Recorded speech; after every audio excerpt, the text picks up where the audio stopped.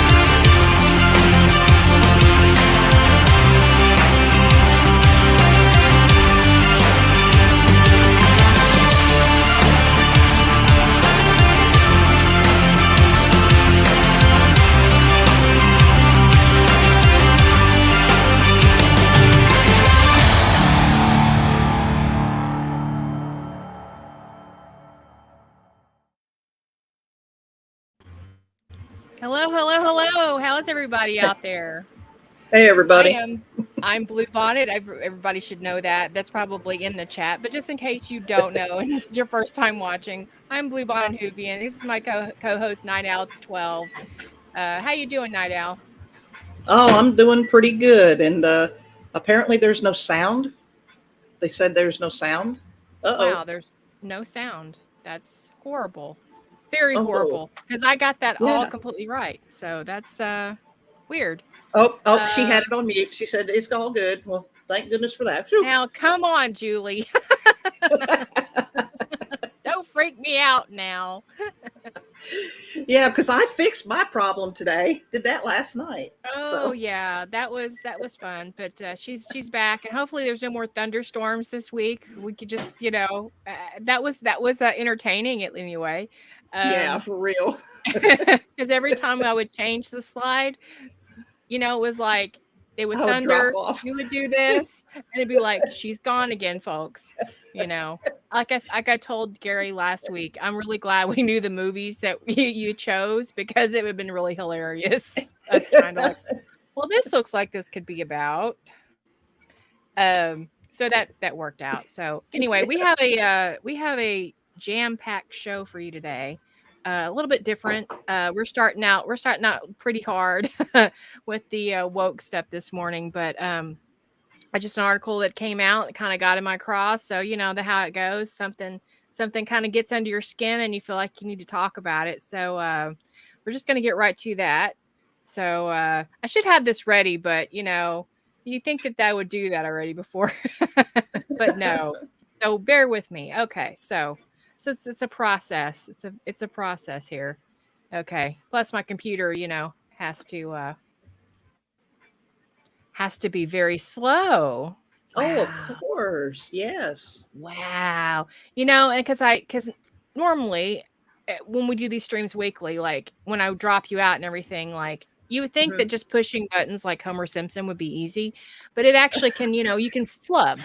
And so I'm thinking to myself, this is going really well today. This really is. I mean, you can't get any better than this. And then this. So Well, I'm probably only going to have to. for Homer, it's only if it's nuclear reactors. I mean, Right, can't at you really least it's can run not a nuclear nuclear reactor? Yeah. reactors. I mean, because otherwise we'd been blown up by now by the time how many times I've done the flubs on all the intros that I do. But today it Oh, was perfect. So let me try this again.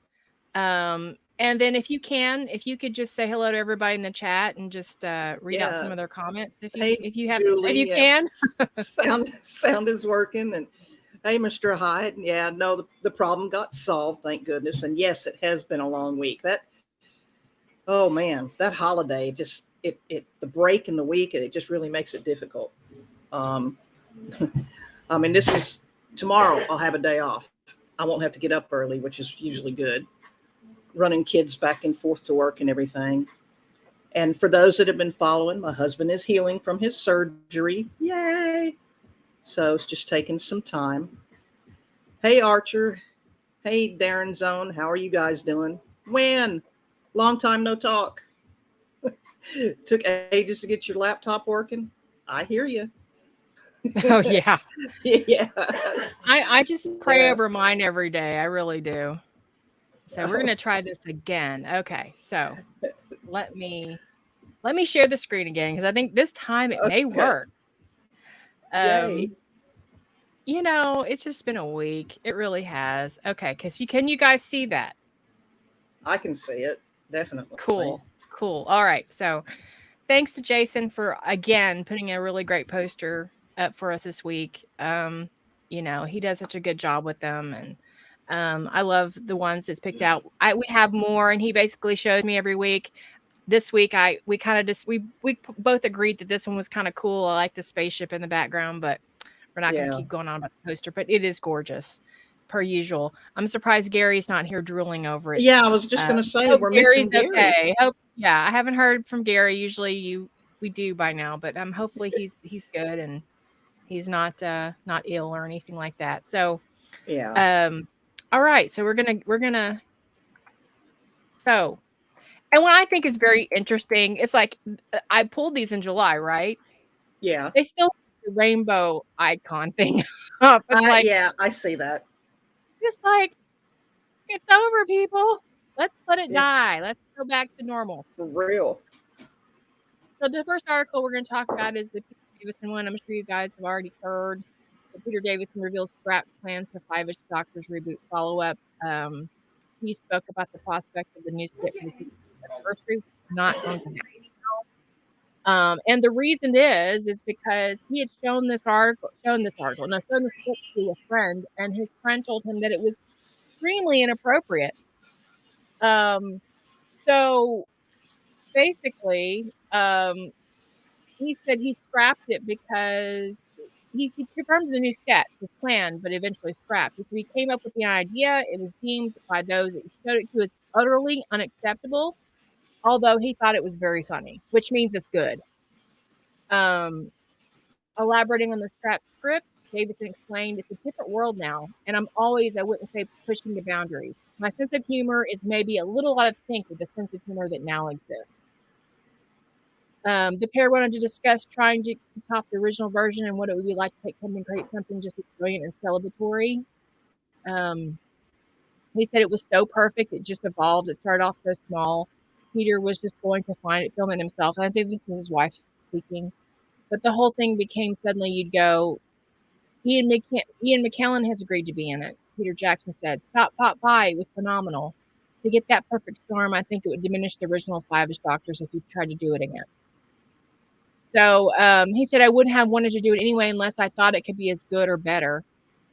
So in the end, it became very clear to me that there was too many compromises I'd have to be asked to make in the making of it, and I thought it was just best to leave it alone because the original was perfect. Davidson wanted to add that his experience with directing led him to realize that he didn't quite learn the knack of compromise required for an updated anniversary spoof.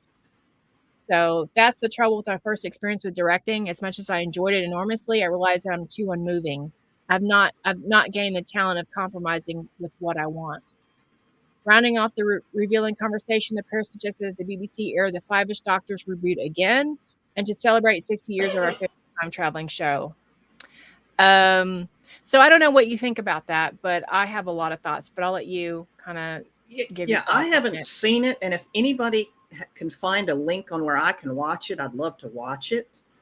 So I don't know, but I'm glad that he's not going against what he wants to do. He wants to keep it however he wrote the first one, and I want to see it. Let the fans decide. Right. And my thing is about like this script. I would love to see this script for this second reboot, because that means it's probably really good if someone's saying it's unacceptable. Yeah. Because I don't know if people know that Peter Davison is a liberal, and he was very outspoken about how he didn't think the Doctor should be a female. So he was obviously canceled off of Twitter and bullied relentlessly. So, and he said it wasn't meant to be rude. He said just for the character, it just wasn't right. So I have just a massive respect for Peter Davison for holding to his own and not. So I think this is another example of that. He realizes that it would cause a shitstorm for him in his life, which I respect too. You don't want that on you. Right. But I think this is what the conversation is like, why I feel like that Holly Weird is on a campaign to basically stifle creativity. Any creativity, anything that could put fear into people for releasing something that somebody might deem as offensive. And for me, this is destroying escapism. It really is as a whole. It just, to me, I don't know how you feel about it. Well, I think it's getting slightly better, but it looks like they want more of that crummy agenda down our throats, and they don't want us straying from that. They want to, like in those post-apocalyptic movies, force feed us all of that crap, and we don't want that crap. We're going to rebel. The more you try to shove it down our throats, the more we're going to go astray. So, and I do think that they're trying to stifle it because they see that, like, since Ghostbusters Afterlife came out, I don't know if you saw that movie. That kind of redeemed some of the Ghostbusters, like world, and the way that, Ghostbusters 2016, which is a horrible movie. And I think that in a way they're trying to stifle any kind of creativity, anything that gets through that the fans might actually enjoy, because they're not about appeasing the actual fans of anything. They're about appeasing this woke crowd and making sure they're happy, which this is just another example of that.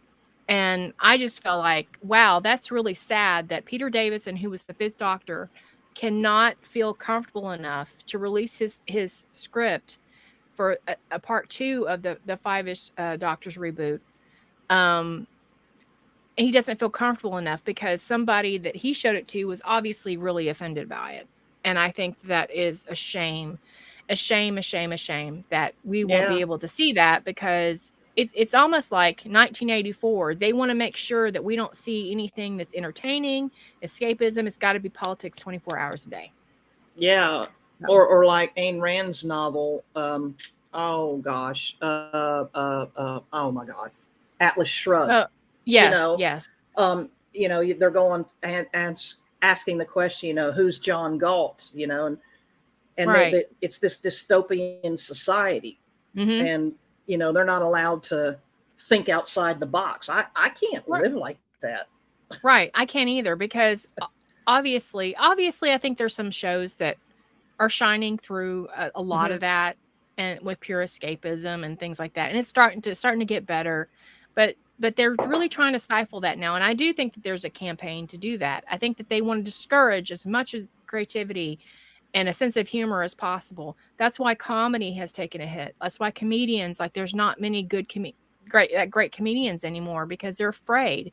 They don't want to. I mean, there's Bill Burr, but those people are like, and Dave Chappelle, but those Yeah. people are very rare. And I think that's just a real travesty. I mean, but again, Peter Davison has my respect. I understand why he's obviously not going to release it. He's obviously afraid. He doesn't want to be canceled. I mean, these people can take your livelihood away from you. So it's easier said than done, standing up sometimes, Right. So Archer Collins says they don't want anything that even suggests that there is something wrong with the agenda, especially in comedy, because being laughed at is the opposite of being believed. Good point. Yeah. Very, very, very good point. But yeah, this is just I'm very sad about it because again, when you see the first Five-ish Doctors, you will be going, oh man, what we could have had with the second one, because I think it would have been really great too.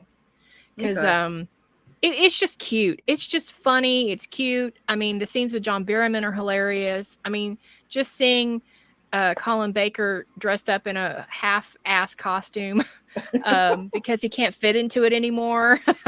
I mean, spoofs are really there funny. to make us laugh.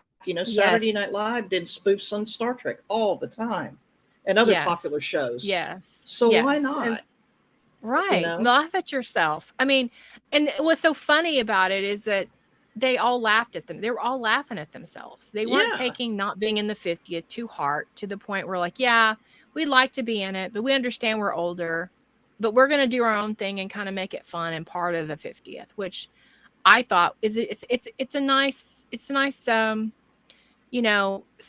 side episode, or it's like a companion to the 50th that you can enjoy along with all the other things that the 50th had. So there he is. So yeah, I see him. There's a post on Twitter saying Davison said his idea involved them thinking they'd done the entire thing, but the BBC cancels it due to lack of diversity.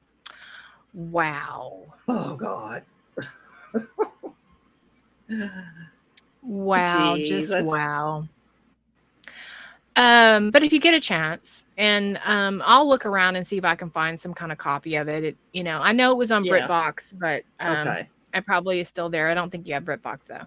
No, but it is definitely worth a watch. You will laugh your butt off. Just these three bumbling doctors that are older, just trying to get on the set of the BBC just to be in the 50th. And David Tennant and Georgia Tennant are in it as well.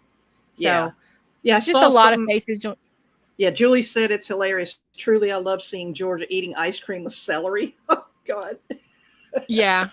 The only way I like my celery is in soup or in chicken salad sandwich. I like it with peanut butter. I'm a kind of a strange one. I like peanut butter on my celery.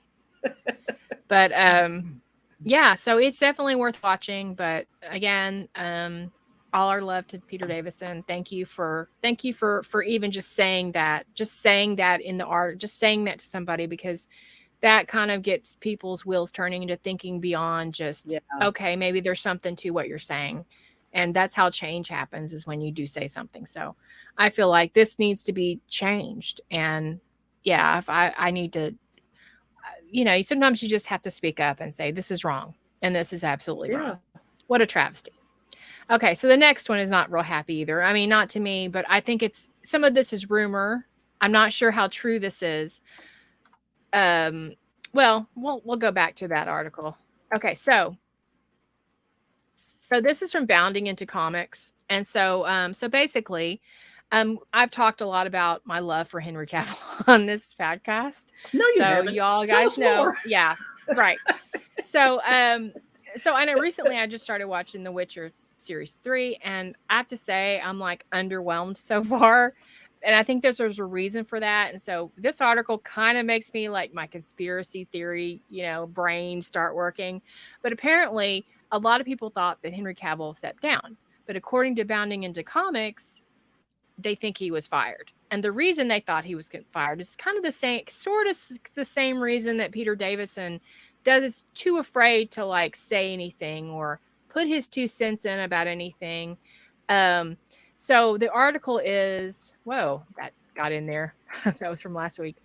Okay. So that's just a lovely picture. Okay. I had to put it in there. So I just had to.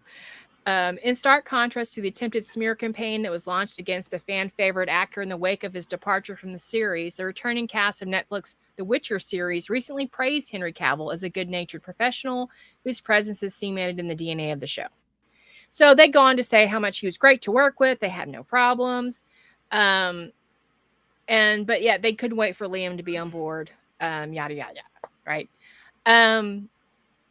But the problem that Cavill had wasn't with the actors that he worked with. It was with the showrunner herself, which she's a female. So again, you know where this is going. And behind the scenes, he started out very funny. But in December 2022, celebrity gossip podcast Dayu relayed to its listeners a story reportedly sent in by an unspecified member of the Witcher team, which claimed that Cavill was, for all intents and purposes, the living embodiment of strawman conception of a toxic dude bro. First of all, if you're going to reference a man as a toxic dude bro, you're probably a fucking moron. Just saying. You probably are not. Your IQ is just so negative. I don't even know. I just, how can you reference someone like that and be taken seriously? But anyway, I digress. Jeez. At the beginning of the show, wrote the source, Henry was good to work with. A lot of unusual demands that made people feel like he wasn't really a team player. But that's not unusual for a big star. Though on TV, it truly usually doesn't happen until the second season. But in season 2 and 3, something shifted and he became really impossible for women to work with. Who are these women? Like, really? Which is always a big problem. They continued, but even worse here because his showrunner is a woman. Da, da, da. Yeah, there we go. He would try to overrule her and try to get changes made last minute across the board without her knowledge, said the individual, which is, if you know anything about show running, it's completely effed. The showrunner has signed off on every minuscule detail down to the buttons on a costume. Continuing to paint Cavill as a rampant misogynist, the source added, female writers and directors were suddenly completely ignored on set, unable to do their jobs. Every department head was complaining. They accused he started making comments. It wasn't a sexual thing. He wasn't grabbing anyone or being lewd, but he was disrespectful and toxic all the same. Because he disagrees with whatever you decided to do with the scene. So now you're going to paint him as some sort of aggressive, toxic male. And he wanted everything. He wanted everything to go along with the video game series, right? Exactly, and the books, because he's a major fan. So basically, next attempting to paint Cavill's love for and dedication for accurately portraying the series source material as an inherently bad thing, the anonymous accuser then complained he's deeply addicted to video games. Oh, poor baby. So, to the point where he's like working with any other addict. Wow. Yeah, okay. He was distracted. He was late. He was obsessive, they stated, making reference to the active noted love of CD Projekt Red's The Witcher 3, The Wild Hunt video game. And a lot of people think that the misogyny came from the gamer world. Video game bro language is not how you talk to coworkers. Well, also not calling someone a toxic dude bro is coworker language either. And he wouldn't stop. Someone on the show compared it to watching someone get brainwashed by QAnon. Oh my God. They completely just compare everybody to QAnon that they don't like. It's either QAnon or Hitler. His whole personality shifted. Eventually, his disrespect escalated. The further recalled, he would rewrite scenes without even alerting the other actors in the scenes until it was time to shoot, probably because they sucked. He decided that he didn't want any romantic scenes at all. No kissing, no shirtless scenes. Oh my God, he's a horrible person because he didn't want to take his shirt off and do sex scenes, which, in my opinion, the first 2 seasons was too much of it. You know, it took away from it. It was gratuitous. He wanted complete control of storylines, but really had no idea the limitations of TV structure, budget, etc. He formed a weird alliance with one writer who was also a gamer who eventually got fired after multiple HR complaints were made. They told Dumois, what a dumb name, after the writer left, Henry did anything he could to hold up production and cause problems. In terms of the exit from The Witcher, the source explained, eventually top brass at Netflix was tired of him, costing them money. Yeah, well, you'll see when they get rid of him how they're going to lose money. With delays in HR investigations, the showrunner was asked to construct a potential exit for him. Netflix reached out to him personally, and he was given one final warning and violated that warning with an email he sent to the entire writing staff. Right after the meeting, they concluded that was it. Well, what was I want to see the email. Where is this email? Yeah. Ultimately, the dissonance between the actor's sentiments and the attempted smear campaign begs the question of whether or not the feelings expressed by his co-stars are genuine or attempted to by Netflix to switch PR strategies after failing to take down Cavill. But unfortunately, it's unlikely the public will ever come to know the answer. So, I don't know. What do you think? Do you think that, like, I know you're not a fan of the show or whatever, but this is just what they do. Well, they here see you have this. Yeah. Here you have this manly man, you know, who's an avid gamer, avid reader, you know, wants to play this character true to, you know, the nature of the character according to the books and video game lore, and he's being shut down because the other side wants more sex, more this, more that, more forcing of that agenda, and he's like, no, I'm just making a stand against it, and I see nothing wrong with what he wants. That. I mean, as much as I'd like to see him without a shirt, I mean, I do, but I understand. You know, if a woman was saying these same things, okay, and I'm a woman saying this, if a woman was saying these same things about not wanting to take her shirt off, not to do explicit sex scenes, they would be, oh, you're so brave, you're so brave, you're just oh, you're a hero. But he does it, and somehow he's a misogynist, and this is what I hate about Hollyweird. I hate this crap. This is exactly what is ruining any chance we get something good.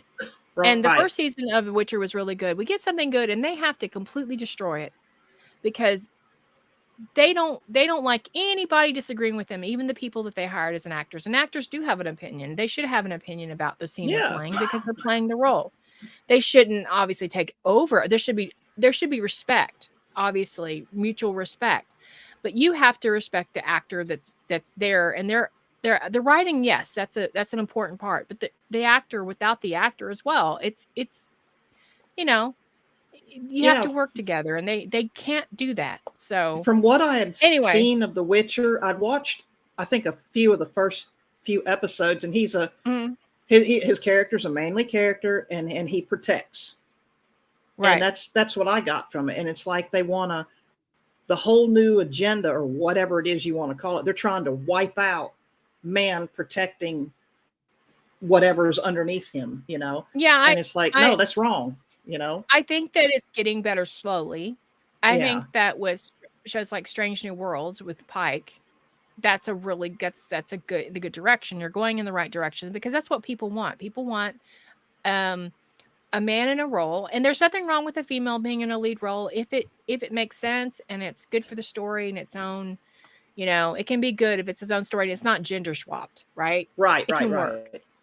But I'm saying though, but people want, because they remember a strong man. There's nothing wrong with a strong man in control. People like they fear that in Hollywood, and they fear that, but that is what sells tickets. Yep. Let's be honest. I wouldn't feel the same way about Doctor Who if there hadn't been, although he's not as, I wouldn't say he's like aggressive like someone like Geralt would be, but he's definitely a very, especially Capaldi, which we will talk about later today. He's much more like, makes a stand. He acts more masculine in that way. And so, that's what people want. People want Captain Kirks. People want, and you can have heroes. That. You have Ellen Ripley and things like that's cool too, and Sarah Connor from the Terminator series. But it can work, but it has to be right for the character, right for the storyline and all that thing. So, but I don't know. I just that kind of ticked me off. I don't know how true that is, but I see what he's saying in the chat. Just like for Jody, the season 14 episode 1 rating will be high due to crossy viewing. Okay. They're in a completely different conversation. Are y'all even listening? Y'all ain't even listening. Y'all are just shame on you. Okay, here we go. They want what they refer to as toxic masculinity. They just want it in a female character. Yeah, and sometimes it doesn't work. I mean, there's a way to do it, right? But Yeah, we are talking about Doctor Who Series 10 today, so yeah, go ahead. Yeah, I mean, the female character that acts like a man, I can't help but think of the character Vasquez in Aliens, the Marine. Yeah, she's and she was a badass in that. Right. I mean, worked. But it worked for that particular character in that particular situation. But they want that in everything, and that you just can't. Look, we can have that, but can we have something that is just? And thankfully, Strange New Worlds, Pike kind of exudes that Captain Kirk feel that I think has been missing for media, and I just think we need more of that. We need that. We need some testosterone in our shows, right? Exactly. So, because let's be honest, although we're fans of sci-fi and we're kind of like an anomaly because most sci-fi fans and most comic book fans are male. So, and I like seeing men on screen. I don't know about you, but I like seeing men on screen, especially like men that are like they take control. Yeah. So, I want more of that, Hollywood. That's what I want. So, so we're going to move to the next article, and this woman is my personal hero this week is Gal Gadot. I think that's how you pronounce her name. Rebukes Hollywood's misogyny narrative. Moviegoers do want to see movies with women if the story is good, which is what we were just talking about. So, and so she goes to say, okay, so she said that. Let me get to the part where she was talking about it. So she says, I think that got my confidence that only after Wonder Woman came out and became the huge success, it was like the thing that really proved to me that, wait, why do people say that men don't want to see women? They do want to see movies with women if the story is good. If the action is there and it makes sense, they're all for it. Mm-hmm. She says, after Wonder Woman came out, Yaron, my husband, who is also my partner in my production company, we had a meeting with David Ellison and we had a great time. At the end of the conversation, David asked me, so what do you want to do? What do you want to produce? And I told him I want to produce female-driven action films, one that is exciting, global, scopy. We shook on it, and now here we are. And so she's making a new show for Netflix. That's what the interview was about. Okay. But she goes on to say that she told the film via Hollywood Untitled, I wanted to show a great story about a female character who's doing it in the action genre, right? She's thriving, but at the same time, how many times have they just switched gender? Yay. They took a story that all about the men and they just change it to a woman and then go shoot it. To me, it's so important in the DNA to take Heart of Stone a little different, which is her new show for Netflix, because men and women are different. They're built differently. They operate differently. Gadot stated, I have said that about 1 billion times in reference to gender swapping, beloved characters like Doctor Who. Yeah. So I think that is really a great attitude to have. Wow, I left that in there.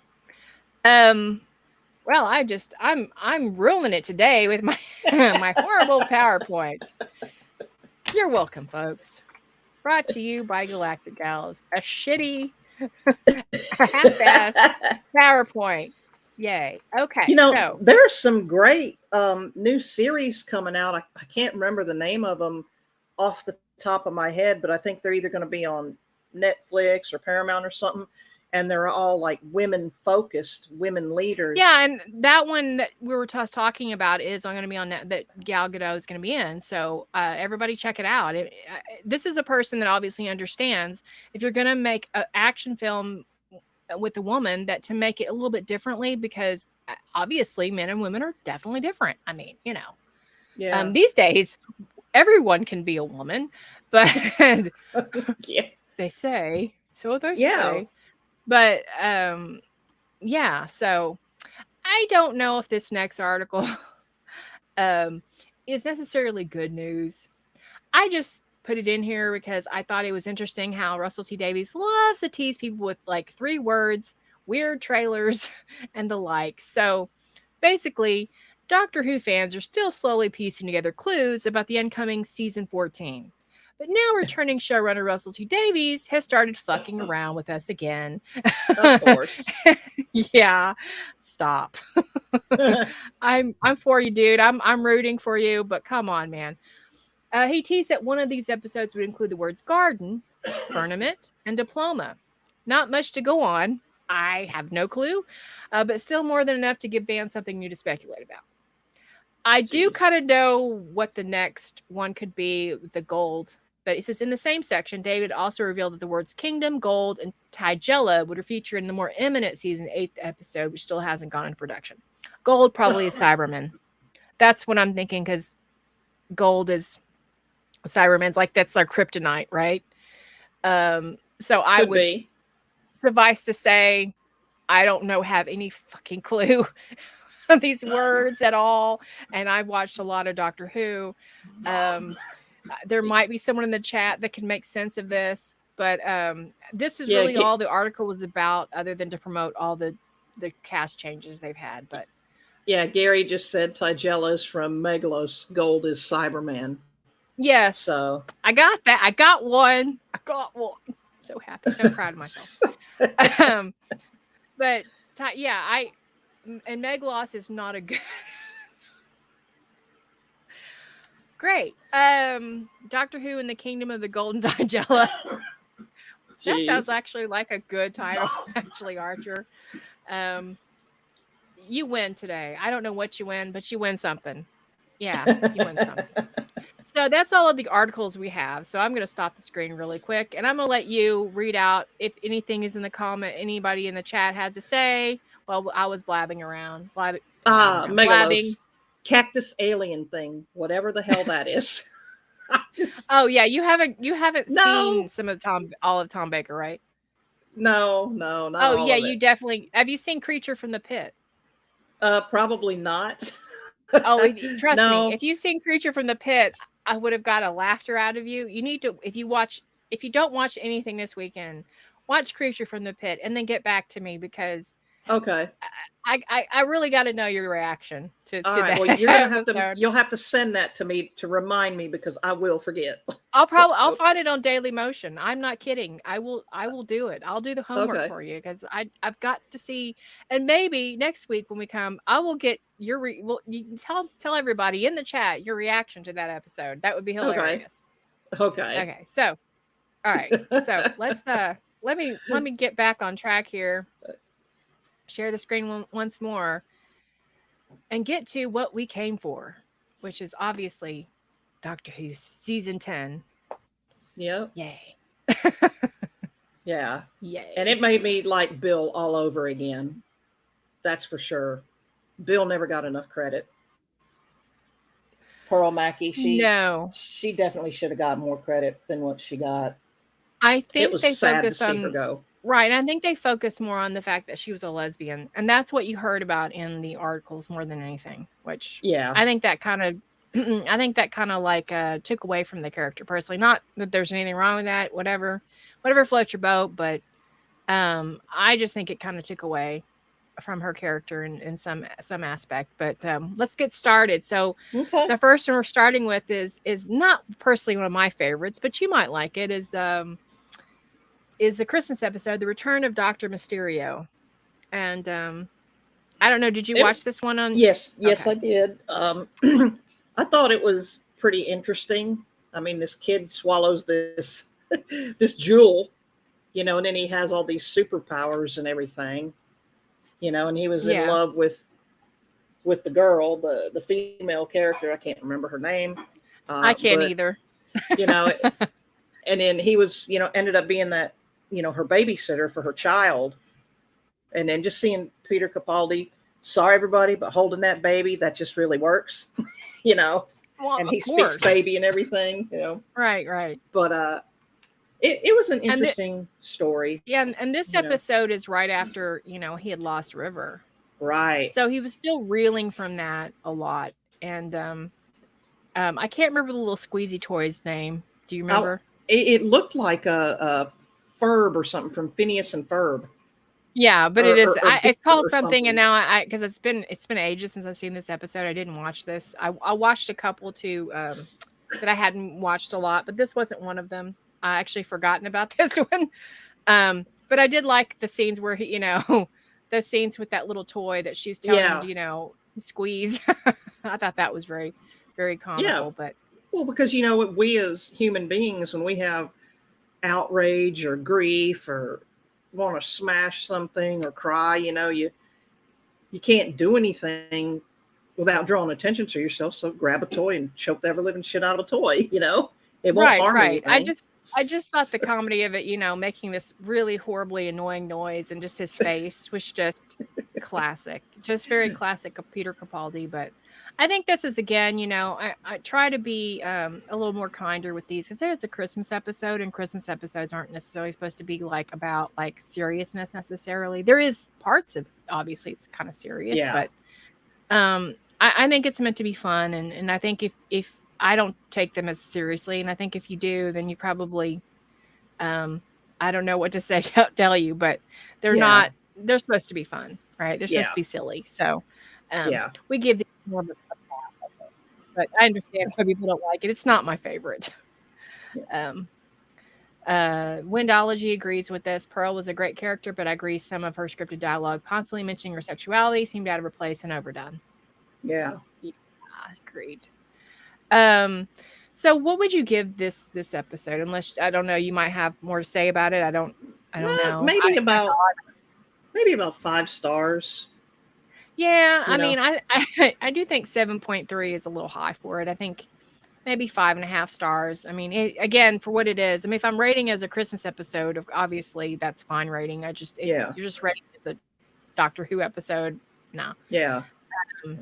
So we're going to get on to the first episode where he meets, obviously, Bill in the pilot. And I love this episode. I thought it was really great. I don't know what you thought. Because he's at the university then. And his epic speeches, I could just sit and listen to him talk like that all day. Yeah. Yeah. I wanted to see more of the professor-student thing. And, I definitely and the classroom was full. Right. So, definitely. And, I kind of felt like when I first saw this that maybe somehow some of the other classmates might get thrown in with, some of the adventures too, by accident, he's teaching in the classroom and some weird, alien or some villain comes in and he's got to protect them or something. I was kind of expecting that obviously we didn't get that, but that'd have been cool. Of course that would have revealed who he was. And that was, that defeats the whole purpose of him guarding the vault. He's trying to be on the down low, but again, I think that be funny because he's doing everything he possibly can, to stay on the down low. And here comes crap coming. Yeah. So, yeah. But yeah, this is the episode where she tells him that he runs with like a penguin with his arse on fire. Yeah, and he does. He does. He does. So what do you think of they're not really a villain. I wouldn't say that they are you think they're a villain.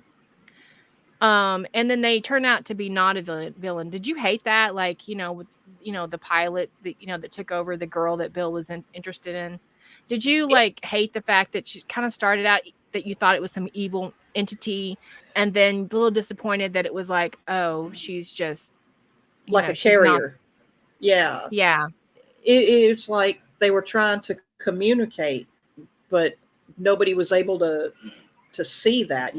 At first I thought it was just she was a human, and then she went over to that puddle, and I don't know if she was taken over then or she was taken over before then. It was difficult to distinguish,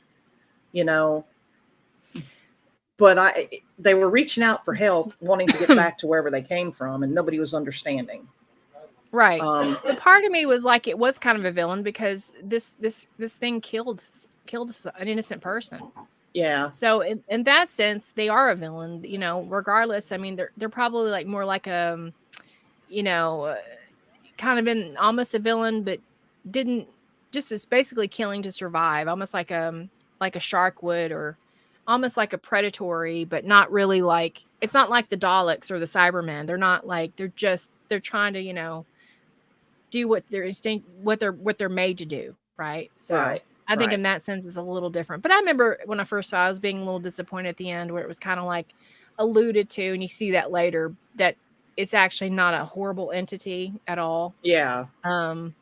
But again, I think it really was a fun episode, and the fact that, you know, he saw something in Bill, and I like how Bill acted. She acted like like anybody, like I would, you know, like Yeah. I'm excited. I'm seeing this for the first time, and you know, Yeah. and It makes this me really cool question. guy that, yeah, Makes me question myself. Like, what would he see anything in me that would make him want to reach out to me? You know. So right, yeah. right, right. He sees in certain people like he takes a shine to them, so it's almost Hmm. like I could see like I could see me in the front row going, "Hope he looks my way. Hope he looks my way." Oh, like Indiana Jones writing on the eyelids. Right, right, right. So, yeah, it's kind of like, you know, he kind of does that. I think the doctor's always he takes a shine to certain people that he Hmm. just meshes with, and obviously, I think this was a good pairing. You know, that I thought that it needed that again, like somebody that's excited and not going to like question the doctor, that's going to just go with what he says, because obviously she doesn't know anything. I think Claire learned too much over time, Yeah. and it took away. I Um, think Bill brought back the childlike wonder and the sense of adventure to him, because he was still mourning River in even in this season, but he slowly came out of that funk. You know. right. And what did you think of the end of it? Where he, you know, basically they'd gone on this great adventure, you know, and she saw the Daleks and she saw things she'd never seen before, right? What did you Yeah, think about him wanting to erase her memory and her reaction to that? What did you think of that? I was glad she's like, no, you're not going to do that. You know, Right. you don't have the right to do that. And I think that she stood up to him, and he's like, oh, okay. And I couldn't help but have flashbacks to Donna. And I don't Yeah. know if he, went back to that and was remembering how Donna kept begging him, no, don't do this, don't do this. But I So, think also when she turned around and she said, "How would you feel if someone did that to you?"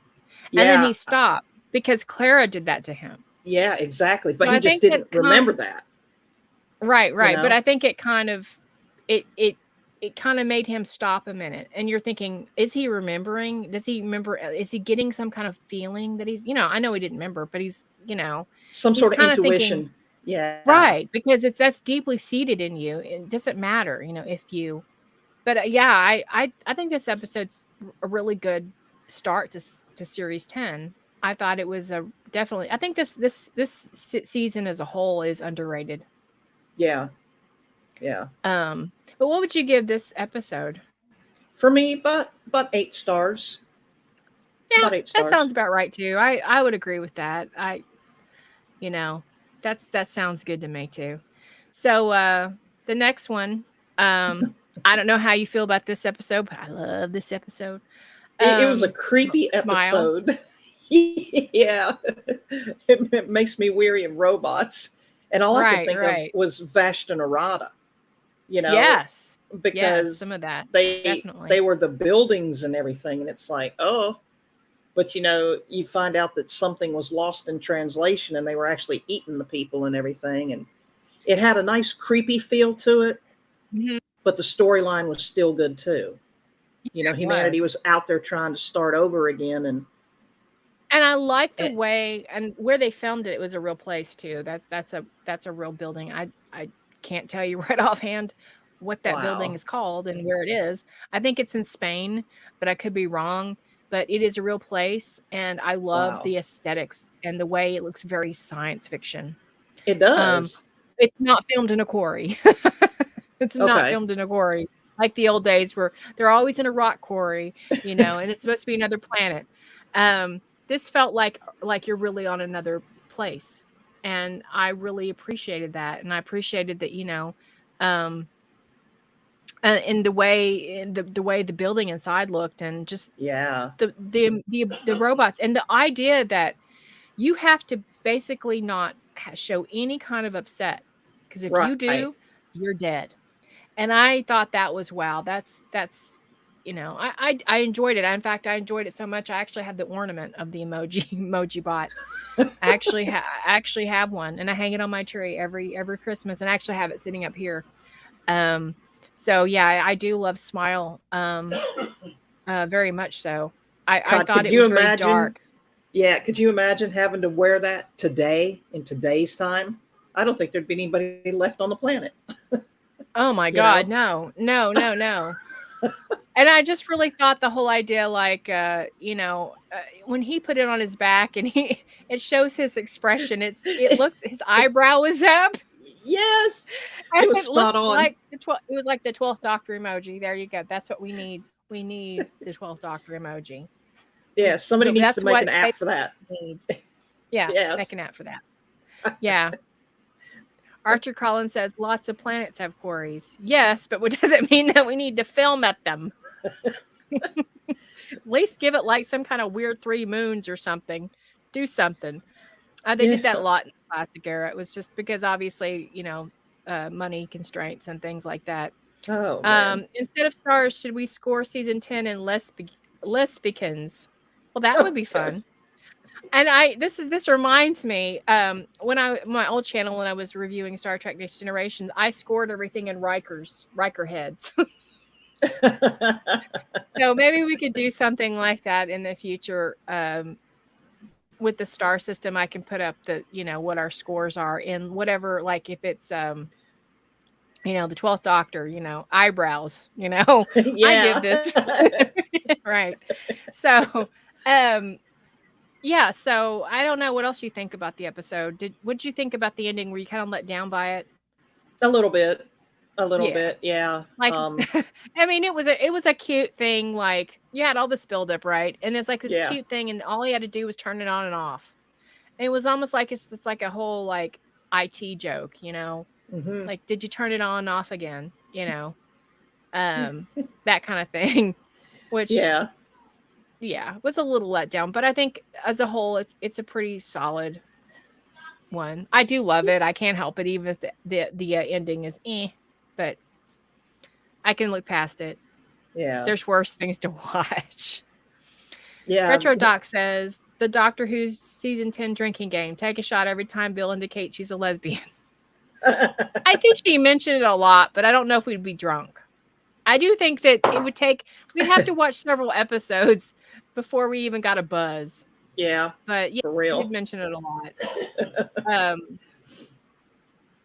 Yeah. So what you think? So what is the lesbicans that you get? About an 8, just for the creep factor. You know? Yeah, because it's I cannot fake being happy, joy, like Ren and Stimpy. It just doesn't work for me. I mean, if I'm not happy, you're going to definitely see it. Right. You have resting bitch face like I do. Like, it just like, you're just normal, but people think, oh, well, she's in a bad mood. I don't want to talk to her. It's like, no, I just have resting bitch face. That's it. Yeah, exactly. Aubrey Plaza, Actually, I smile more on here than I do just at work. I don't smile at all. So, yeah, I'm a totally different person at work. Yeah, and I do think so far on IMDb, other than the Return of Dr. Mysterio, I think they're really kind of rating these a little low. And the next episode is Thin Ice. I like that one. And I do too. So what'd you think about it? Oh, well, him definitely dressed Victorian style with that top hat. Classic. I love the Victorian style. I used to hate it until I love it now. Claire started wearing it back when she traveled, with Smitty and everything, and her different genres. And then now I'm seeing the Victorian period in a different light. And I went through a phase in the 90s where I loved Victorian stuff. I love Gothic Victorian. So I've always kind of been into it, but there's times where I'm like, okay, I'm tired of it. And I kind of gotten back more into it, but I've always been into it because of Edgar Allan Poe and that type of era, especially Gothic Victorian. Yeah. So I want to know, does the Thames River actually really freeze over like that? Did they actually do, I guess, frost fairs back in the time? I think that I have done I've heard that is a real thing. Now, Wow. somebody in the UK would need to check me on that, but I do think they did, and I think that's what to me. I remember reading it, and how do I know if it's true? I don't know. And to me, at the time when I was reading that, I think, well, that kind of makes it cool, like, because that really happened, because I like it when they do a historical, and it's like it's around something that actually happened, and they kind of make that Right. lore inside of that historical moment. So I really did enjoy this one. I did too. Yeah. And Bill's like, there's a problem here. Look at me. And he's like, yeah, looking. Okay. And the problem is, he never saw color or anything. And she's like, I'm going Right. to have to be subservient to you. And he's like, no, you're going to be equal, and then they meet that prick, that rich prick who all rich pricks, I swear to God, are like that, and the doctor did what I would have done, punched his lights out because he was talking Bill down, I laughed at that and loved it at the same time. Yeah, because he told her to, like, look, just leave it to me. I'll do the talking. Don't say anything. He's like giving her all this speech before they get in there, and the guy gets real, just pure assholery. Right? He's just brings it on, just full force, and it's like he doesn't even say a word, just punches him. I'm like, yeah. I like how he deals with the kids in the story too. I mean, he's like a big kid himself, and that really shows.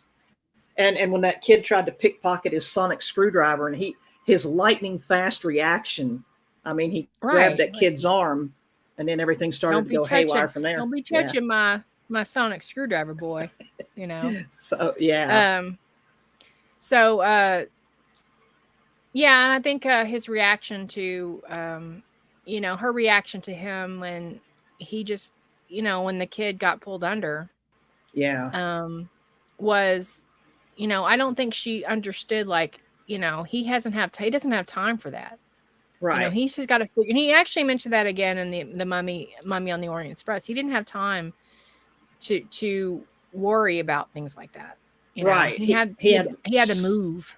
Yeah, he had to solve the problem in a hurry, and yes, lives are going to be lost, but he would do his best to stop the next one from being lost. So I get it. That's just the soldier's point of view. It really is. And it's funny because it kind of does go back to, we're talking about Danny Pink, saying that he's a sergeant. But again, I think he is more of a soldier, like you said. I don't think he's a sergeant. I think he's just a soldier. And maybe, you hate what you are sometimes. You just like what you are. And so I think on that aspect, he's always, he's always got that that war doctor inside him, because he was the war doctor. So I think he pulls that out sometimes when he needs to deal. And which makes it very complex. But so what did you think of the creature in the story? I couldn't help but think it went back to it reminded me of that space whale in from the Beast Below. That's what I was thinking of, like maybe its mate that had been trapped and lost or something. But now I guess the idea of it now is that it's maybe the Loch Ness monster. That was the impression I got from it. Yeah, something like that. Something to that effect, that had been there and obviously wasn't of the earth, that just had gotten there. And I can't remember because it's been a while, so I have to refresh my memory of how it got down there. But I know that the evil guy that he punched out was using that creature. For some kind of oil. Making money off of it. Like what the Orientals do with the blubber and stuff from whales, So Archer Collins sort of answered. I guess he did answer our question. They used to have frost fairs, yes, but there was a period of cooler weather in the late 1800s. Also, did anyone else wonder if River and Stevie Wonder were anywhere there? Oh yeah, I forgot about that.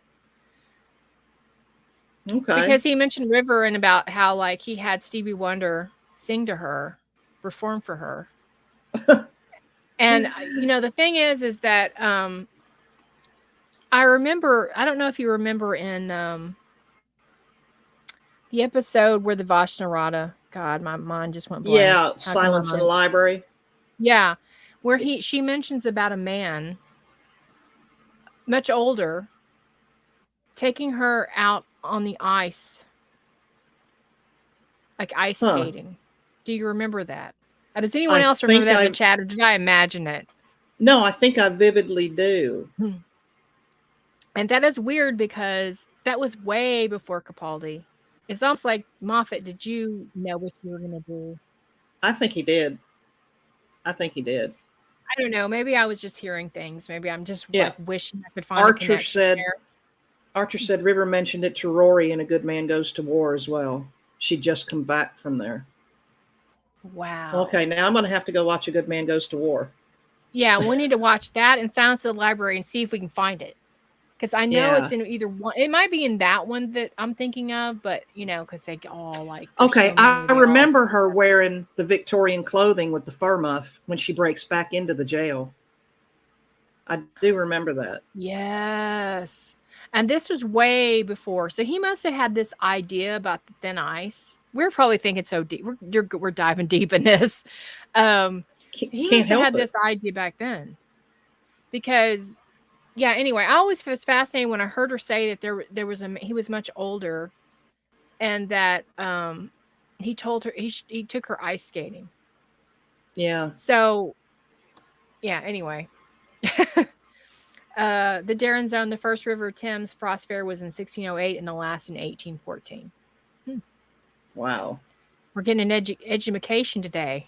Hey, works for me. I like learning about history. Her, I do too. When he visits her at Storm Cage at the start. Okay. Yeah. Yeah. So that's the thing about Doctor Who. When they mention something historical, I can't help but go back and look into it. Oh, yeah, yeah. It's like in the last episode we're going to talk about Once Upon a Time. I did that too. Yeah, it just makes history really come alive. And I think that's why it's important, and they have a duty to do it correctly. Because that one of the reasons why I bitched about Chibnall, not trying to mention him so much. I try not to, but how he just like they just threw history, real history in the trash and just try to make it their own agenda, which I resent.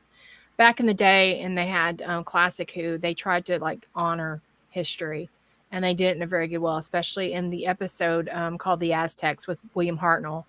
And the reason I know this is because my dad was obsessed with Mayan history and Aztec history, and I watched that episode and was very impressed how they really stuck to the historical like real history of the Mayans.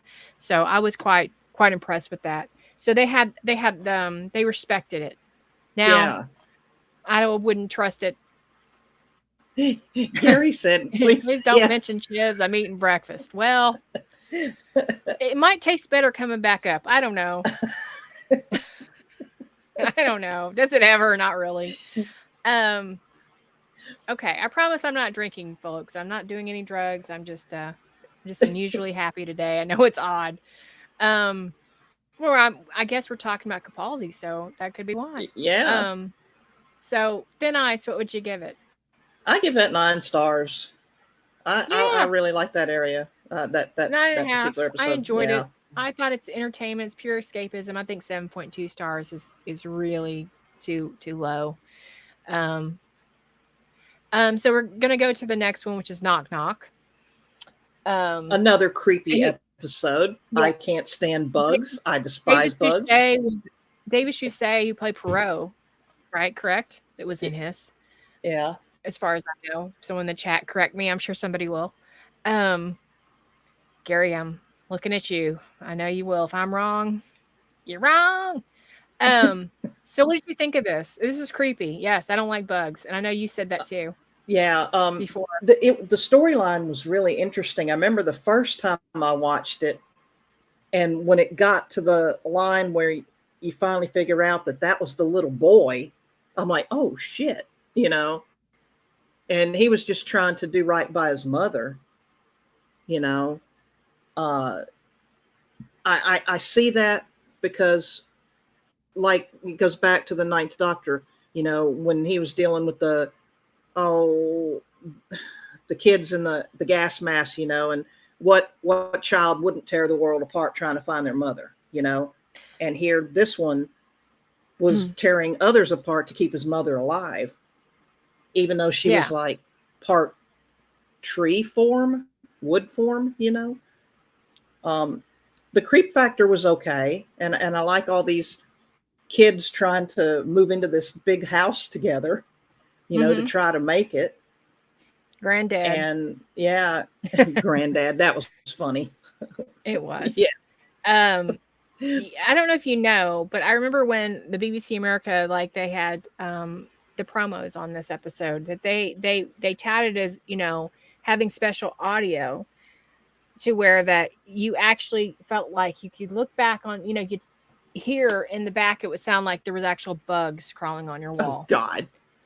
And I don't know if like the streaming is the same way, but I remember watching this live and I remember actually going, wow, it really does kind of sound like there's bugs crawling on my wall.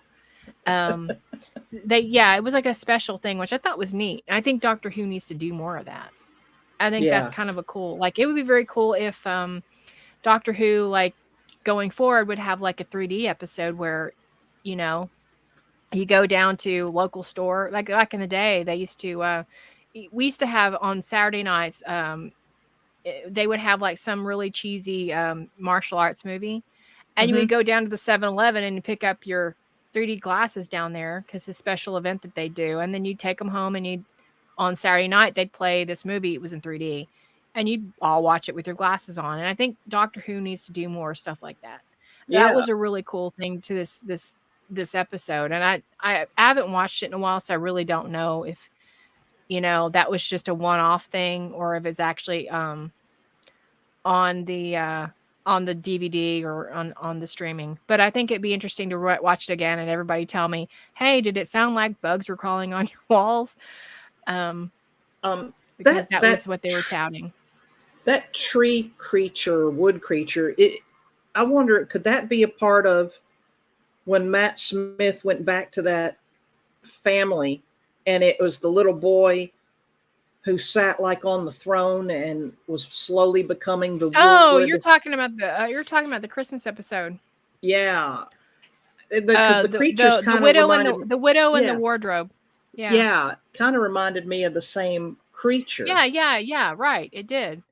So I wonder if they're like one and the same. I don't know. Yeah. It could be. But I think these are, I don't know. I think these are like, obviously, like they like these little weird insects. I liked it, but it wasn't like my favorites. I did like the scenes with Bill and the doctor. Right. And she's just trying to like, look, the fact that she's a little embarrassed by him, like he's an old dad or something. It was kind of humorous. And I thought that was very, very interesting. Obviously, it didn't work out for them moving into that home. Right. The whole home disappeared. Out. Yeah. I mean, but I don't know. What did you think? I mean, did you end up, did you were like, yeah, about it like I was, or were you just kind of like, yeah, it's a pretty good creepy. I know you don't like bugs, so. Yeah, it's like, it's okay. I mean. Yeah. I'm not a huge bug fan. Suchet did a really great job. Yeah. Portraying, who we thought was actually, I thought at first that was like his wife or something. That's what I thought too. And then you find out that he's, and I think he said it was, but it ended up being his mother, which was, but yeah, it was okay. It felt like a Doctor Who episode. I mean, I wouldn't be against watching it again or. Right. I would give it about 6.5 stars. I wouldn't give it as high as the other. Yeah, about 6.5, definitely. Yeah. Yeah. So the next one is Oxygen. So basically it's about these spacesuits trying to kill him. Yeah. And obviously the big thing that happens in this is he goes blind trying to protect Bill. Yep. Yeah, that's where that love factor comes in. Love for your fellow friend, And anybody else it should have killed, but because he's alien, got his respiratory bypass, he managed to survive, but there's definitely a major side effect. Right. But it's just and like which he didn't tell her. Right. Which it was almost like, he's got a little bit of an ego. Like he doesn't want them to see how fallible that he can be. Right. And how weak he could actually be. Yeah. Yeah. And I thought that was, that almost just, that's that human element of the Doctor that is so very relatable.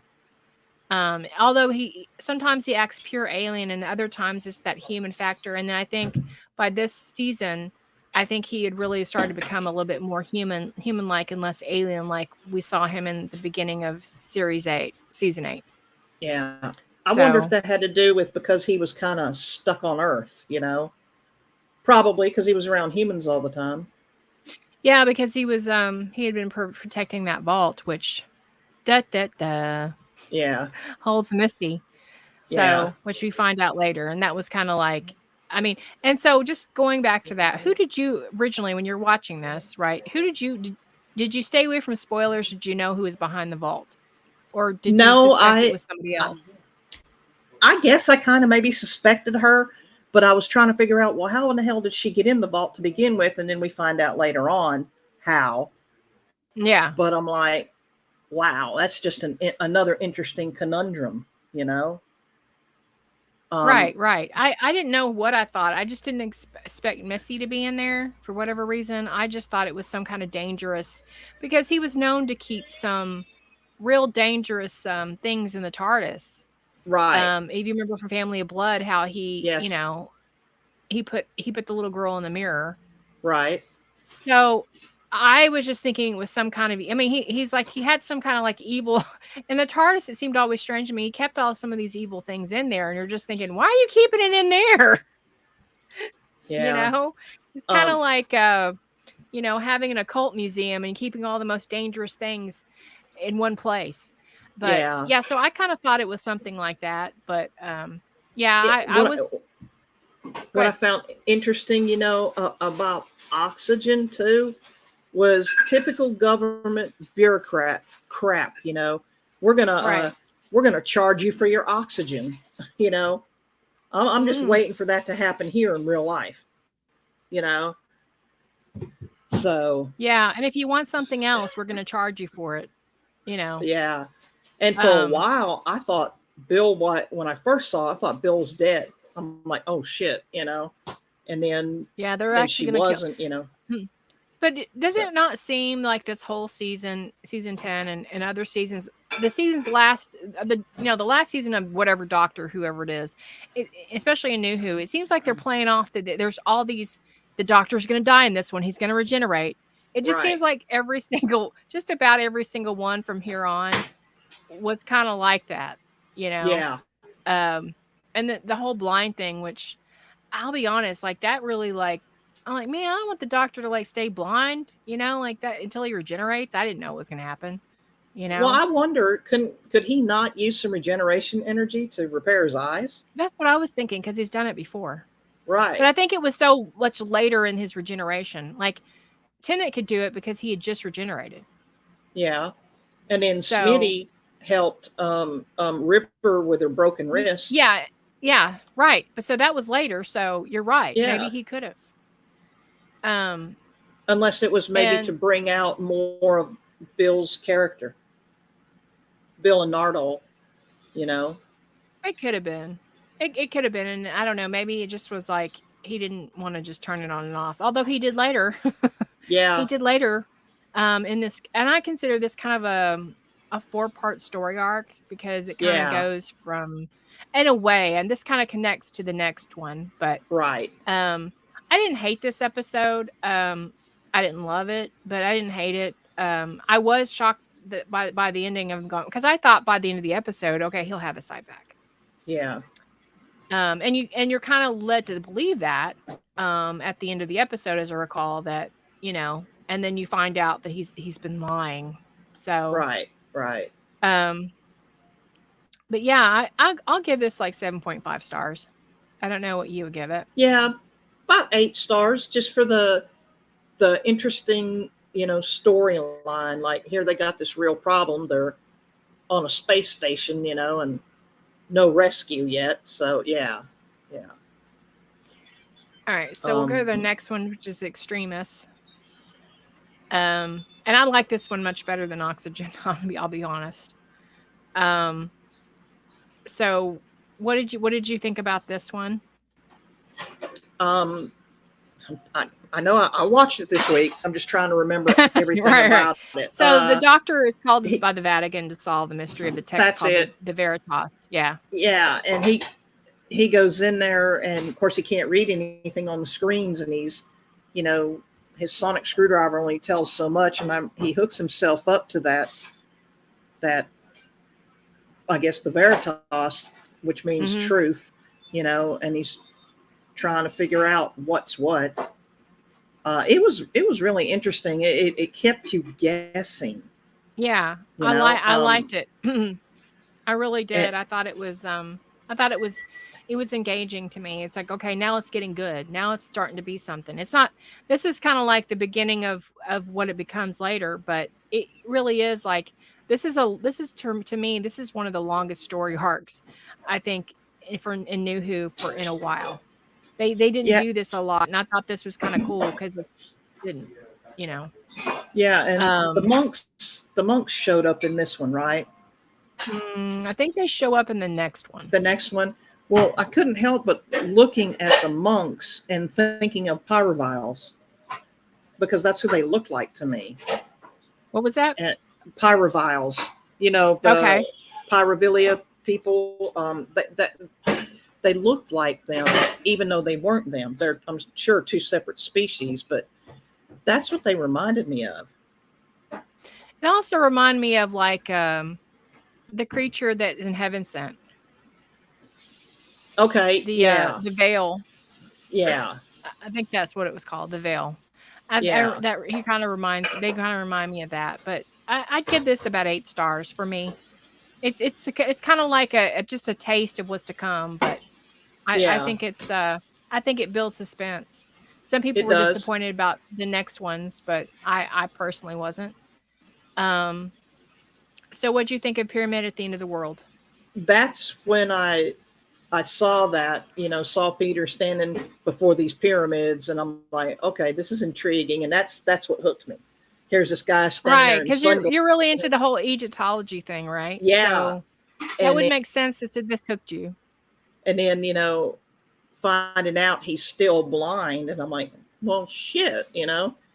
And then this is where another aspect of that love story comes in. What would you do for your friends, you know? And Mhm. he ends up getting his sight back, and he's trying to stop this because of Bill. Yeah, because of Bill. There's the bomb. Yeah, you know, and you know, what is it, 30 seconds to 3 minutes to midnight, you know, and they're trying to Mhm. stop this destruction of the human race. Okay, so we're just going to enslave you, you know. No thanks. And they agreed to it. Yeah. And Bill agreed and changed history, and the doctor couldn't stop the bomb in the lab because he was blind. He's like, I'm blind, I've been lying to you. And she's like, well, you give him his sight back. And, you know, you see him get his sight back, and he gets out of there, you know, and it just, you know, no greater love is the message of that episode. Exactly. And I think, I do think that, though, this is kind of like, I watched this. I haven't watched it in a while, but the last time I watched it, I can't help but thinking, wow, that's how people they easily say yes to being enslaved. Yeah. They really do. If somebody that they love is hurt, especially, but even without that, people are saying you know, not to get political, but in 2020, we all saw that happen, Exactly. right? Exactly. So again, you know, I mean, at least she did it for somebody she loved, but people will just do it just because they don't want to look weird. Yeah. So there's that element to it. That's always the story arc always reminds me of 2020, and always reminds me of what the world is headed towards. And of course, you know, that you're making deals with the devil. When you make deals with the devil, it never ends well. Yeah, it shows how easily human beings can be manipulated. Yeah. All for the greater good. Yeah. You know. So yeah. I did enjoy this, so I'll give this 9. I Yeah. do enjoy that. This is a good preemptive to me, why I like The Lie of the Land. Yeah. So I don't know what you would get the Pyramid of the End of the World. definitely 9 because it hooked me. You know, he Mhm. hooked me into that, and I had to go back and watch everything else. So yeah, Right. and Lie of the Land. Oh That was yeah, your episode. Okay. yep, That's yep. interesting. And I think that, and a lot of people don't like this, so I think it's interesting to get like a different perspective about Hmm. these, because they're not, I'm not saying that they're all not well received, but they're not a favorite among some fans. And it's good to have a different perspective on them. Yeah, Retro Doc says, I know why Moffat needed to make this a 3-parter, but overall, this is a major plot hole to the momentum of the season. The story was too thin to justify being 3 parts. I don't know. Yeah, maybe it went on a little long, but to me personally, the next one we're going to talk about is The Lie of the Land, which I think is the best of all of them, because you get to see what's happened since they made the choice, which is what you kind of want to see, right? yeah, And it's very 1984. It's got 1984 and yes. Brave New World written all over this episode, and this Yes, is why I it like does. it. Depressing, And throw but I in do some like it. Fahrenheit. Yeah, throw in some Fahrenheit 451 too. So And you yeah, find a Bill that feels the Doctor has betrayed them all, which is yeah, really great, because as much as there was a part of me when I was watching this episode when it first aired that thinking, wow, did the Doctor really finally betray them? Did yeah, he really finally? There's a part of you knows that it's obviously gonna. If there's just you're waiting for the reveal. right. But that's the power of Peter Capaldi. He can make you believe whatever Yeah, he he wants you to actually believe. looked like he tripped over into the madness universe. He really did. Right. And you're thinking, well, how can they cure him? Because there's something wrong with him now. We need to Yeah. cure the Doctor. And when Bill shot him, I was Yeah. like, oh shit, and you see him start to fake regenerate. Yeah, and a lot of but they promote, and this is why I'm saying this whole season about till from Oxygen on, it seems Yeah. like they're just really trying to get, this is going to be the regeneration episode. They do that. They've done that a lot in New Who. So I'm like, this ain't the regeneration. But there's party that's going, no. Yeah. No. And then when he said good girl, she realized what was going on, she was pretty mad. Well, she had every right to be. Yeah, she was, because she'd been put through hell, and she resisted. She was starting to resist on her own without those them blotting out the messages that were coming into their brain. Yeah. So and a lot of people thought the ending was a letdown in this, but I don't know what you think. No, I liked it because it was a perfect conclusion for the other 3 episodes before it. Right. A lot of people didn't like the fact that her mother, kind of, held it all together. Just seeing her, and the images of her mother, and then every that's what person solved it all. Love, Every person has somebody in their life, some image that they're going to hang on to in times of crisis. Right. That's going to pull them through. And for her, it was her mother. Right. You can't tell me otherwise. I didn't hate it. Yeah. I mean, yes, I know the love thing has been overused, but I do like that pure love ending that isn't necessarily romantic. It's just what your anchor is, Our anchor is shows like this. That's our anchor. That's what we hold on to when things get tough. Right. And I think that is very relatable. Yeah. Gary says, Lie of the Land trailer teasing yet another phony regeneration, where it was clear that all the mystery and wonder had been sucked out of regeneration, which was just become another part. Yeah, I agree. I wish they'd stop doing that. They've done it so much in New Who more than anything. They didn't really do that a lot in Classic. It was kind of like, okay, it's time to regenerate, and that's it. There wasn't like a lot of like, oh, will he or won't he? No. Yeah. But any more thoughts on this episode that you have? No, I just hope society today as a whole is not headed down that path, but we seem to be. We do, and the idea that that they rewrote history, that everything that they were a part of every part of history. Yeah. And that's kind of there's a scene in the book 1984 where Winston's job is basically working in a newspaper, removing things and placing in removing historical facts from articles and changing it.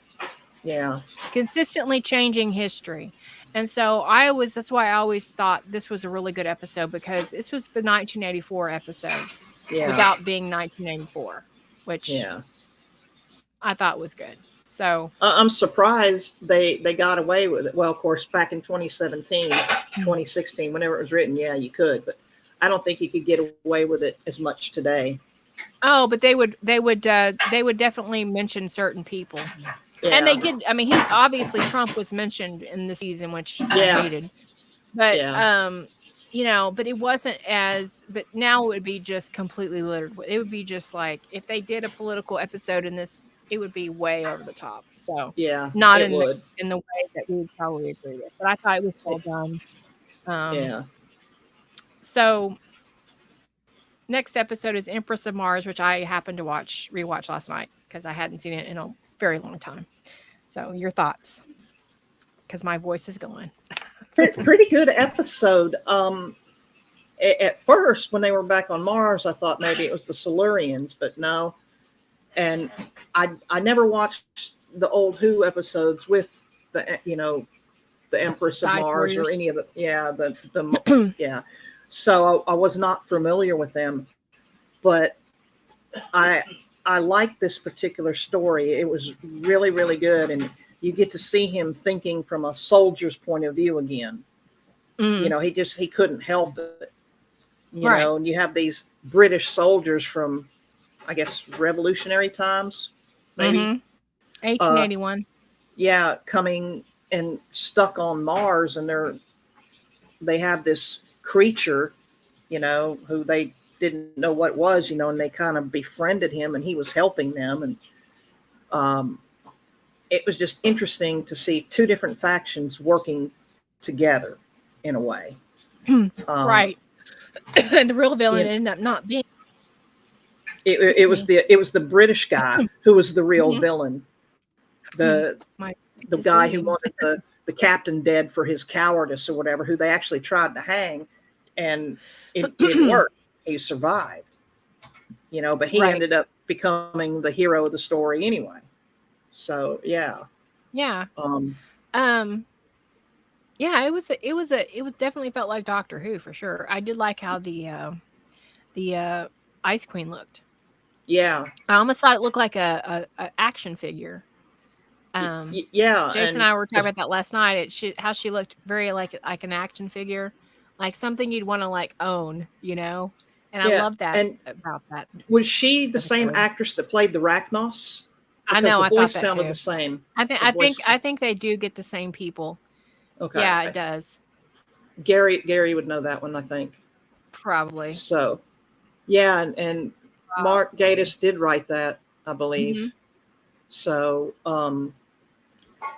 I like the fact that, the doctor recognized the Empress and was trying to solve everything without violence. But, and again, these people, they would have just listened to him in the first place. Yeah. And not messed with any of that stuff. Yep. That wouldn't have probably happened. But back to the old adage. So. Yeah, back to the old adage, sit down and talk, Right, exactly. And it was a good one. To me it felt like more like, okay, this is more like a classic Who episode. Even though it's just a one story. But I enjoyed it better this time. I'm not big on the Ice Warriors. Ice Warriors has never been one of my favorite villains in Doctor Who at all. Yeah. But I thought this as well. I do laugh every time I see them I see the Queen turn them into basketballs, though. Yeah, my husband was like, "What the hell did they do? Turn them into ball them up balls. Or something?" I'm like, yeah, it's like a basketball. And I did. It was just pure fun, Yeah. That would obviously not be possible in 1881 for any of the British Army to get into Mars, but it's a nice fantasy. I did laugh last night when I saw the end where they're doing the rocks for the God Save the Queen that you see at the beginning of the episode, which is what tantalizes Peter Capaldi, who's his face when he sees the picture and it goes to the theme, is Yeah. awesome. Yeah. But the little gramophone thing coming out of the Yeah. guy's helmet made me laugh because it's a very steampunk look, which I Yeah. appreciate. But definitely not a bad one. What would you give this one? For me, 7.5 stars, 8 stars maybe. Yeah. No, 8. It's enjoyable. It's just a fun and it's just fun escapism, pure escapism. And I don't think did we rate The Lie of the Land? We didn't. For What would you me, give that? I would give The Lie of the Land 8.5 for me, just for Yeah. the whole conclusion of that story arc. Yeah. I and the whole 1984 feel for me. Mhm. I appreciate that. I love that sci-fi dystopian thing. I can't help myself. I love it. And then I go to the next one, and I watched this again this morning because I hadn't watched a lot. Was The Eaters of Light. So what did you think of this one? Before I gotta drink some water. Yeah, the Scottish feel. I love the fact that he was back in Scotland, and it's like, oh, Mhm. I want to go live in Scotland. Everything's so green and damp. Mhm. That's why he said it's damp here, and Peter said, it's always damp in Scotland. And Right. you see these It runes is. on these rocks. And it's like, I want to go look for those rocks, and I want to go find these ancient ruins, that you see in places, and and what see was what I can find.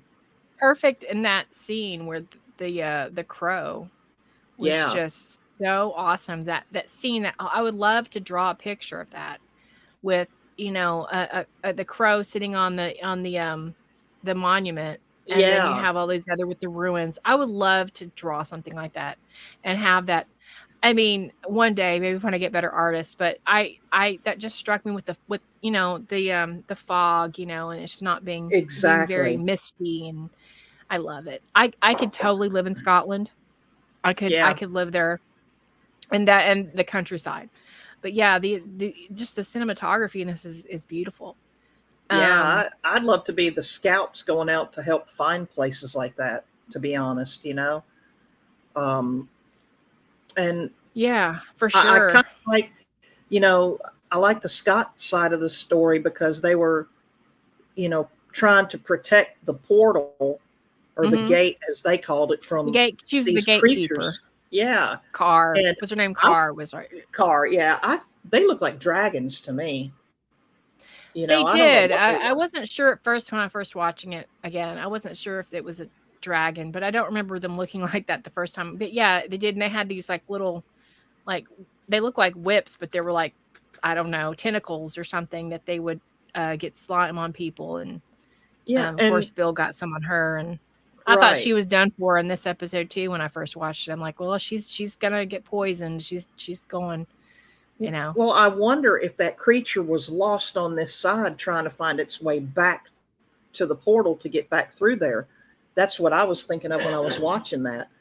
I don't know. I really thought that creatures, and there's some villains and creatures in Doctor Who that I think they're just misunderstood, like, thin ice, they're just Mhm. they're being abused, and they're just doing what they normally do. But this thing I think was really predatory, like really predatory. Like it was almost like Predator, Yeah. it really kind of was. And I think it needed to be destroyed. And I think the Doctor saw that.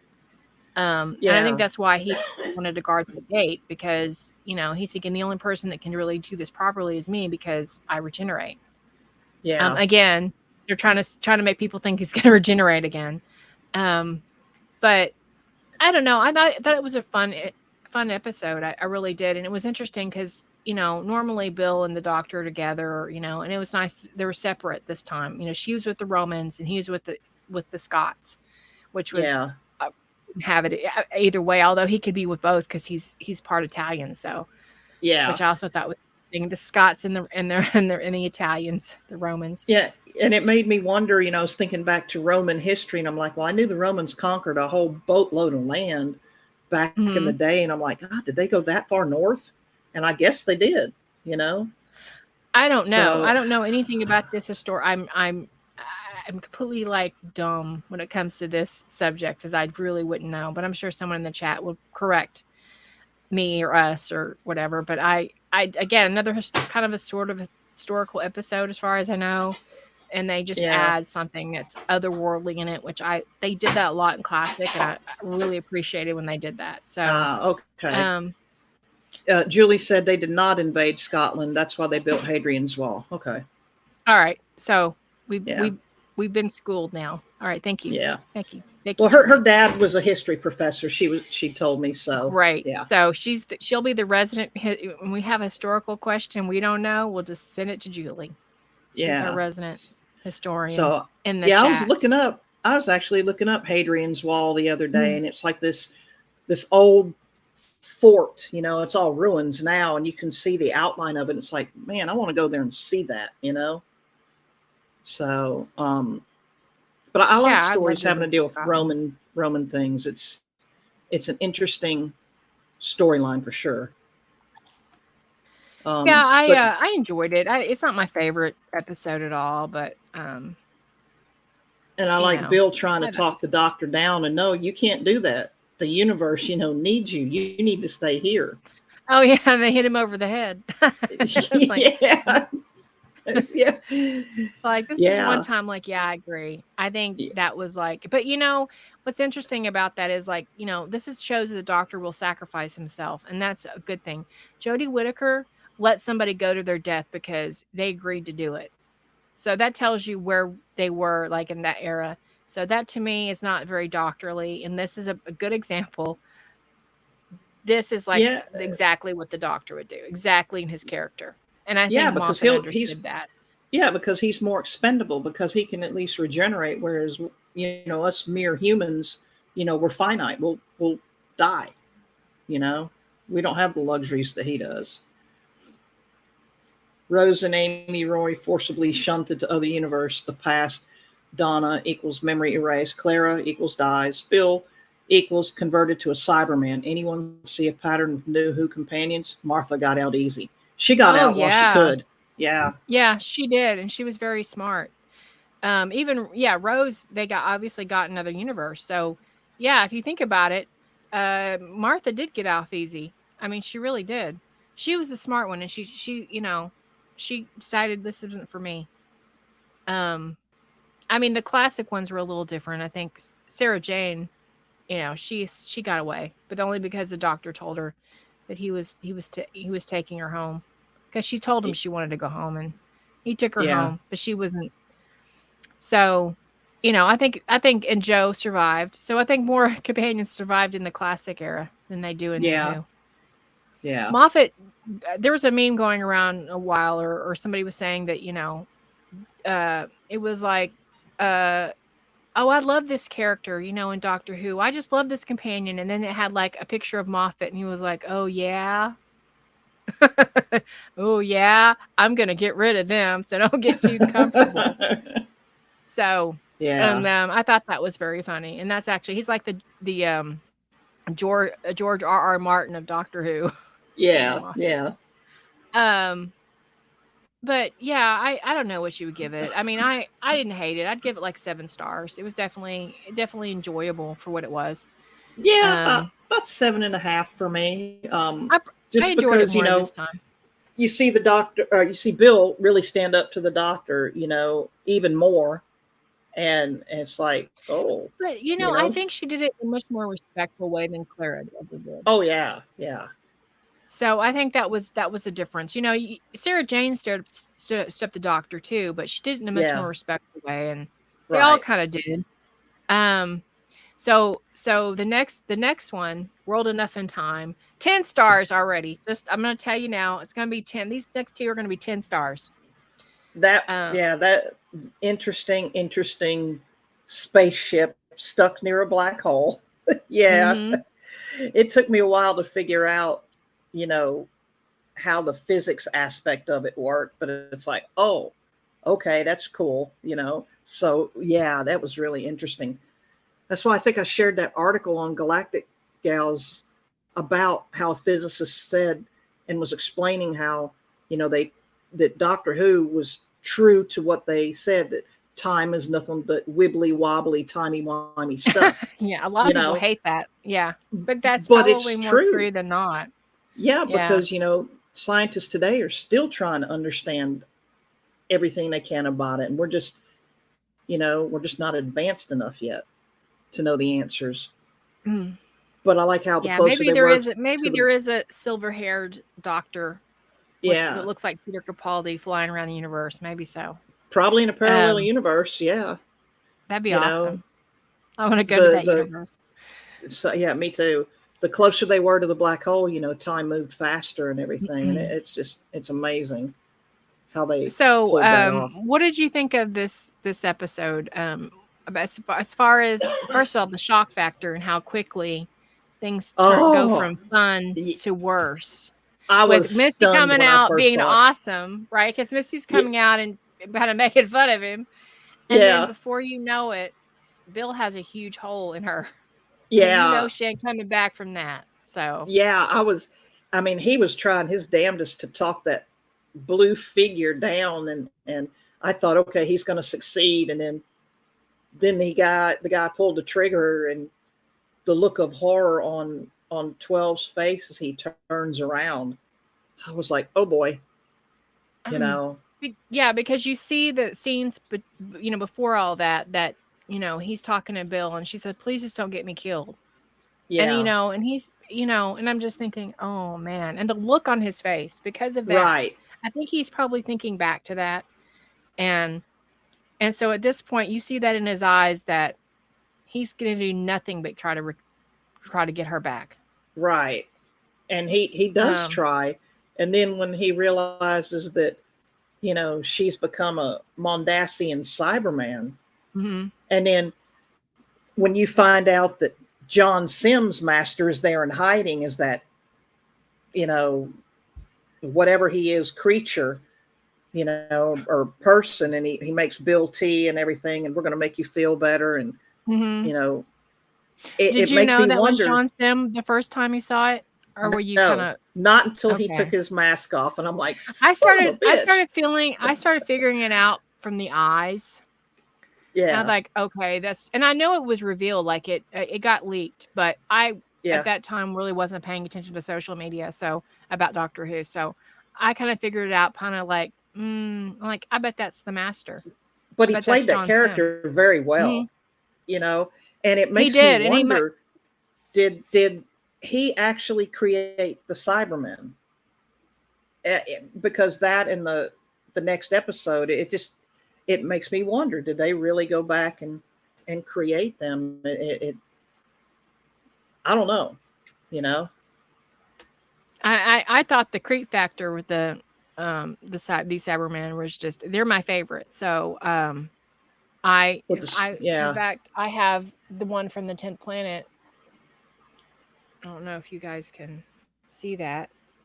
Okay. But I have the one from the 10th Planet right here. Yeah, cool. I love the way they look, because they're just completely creepy. And the scene where in that room. Yeah.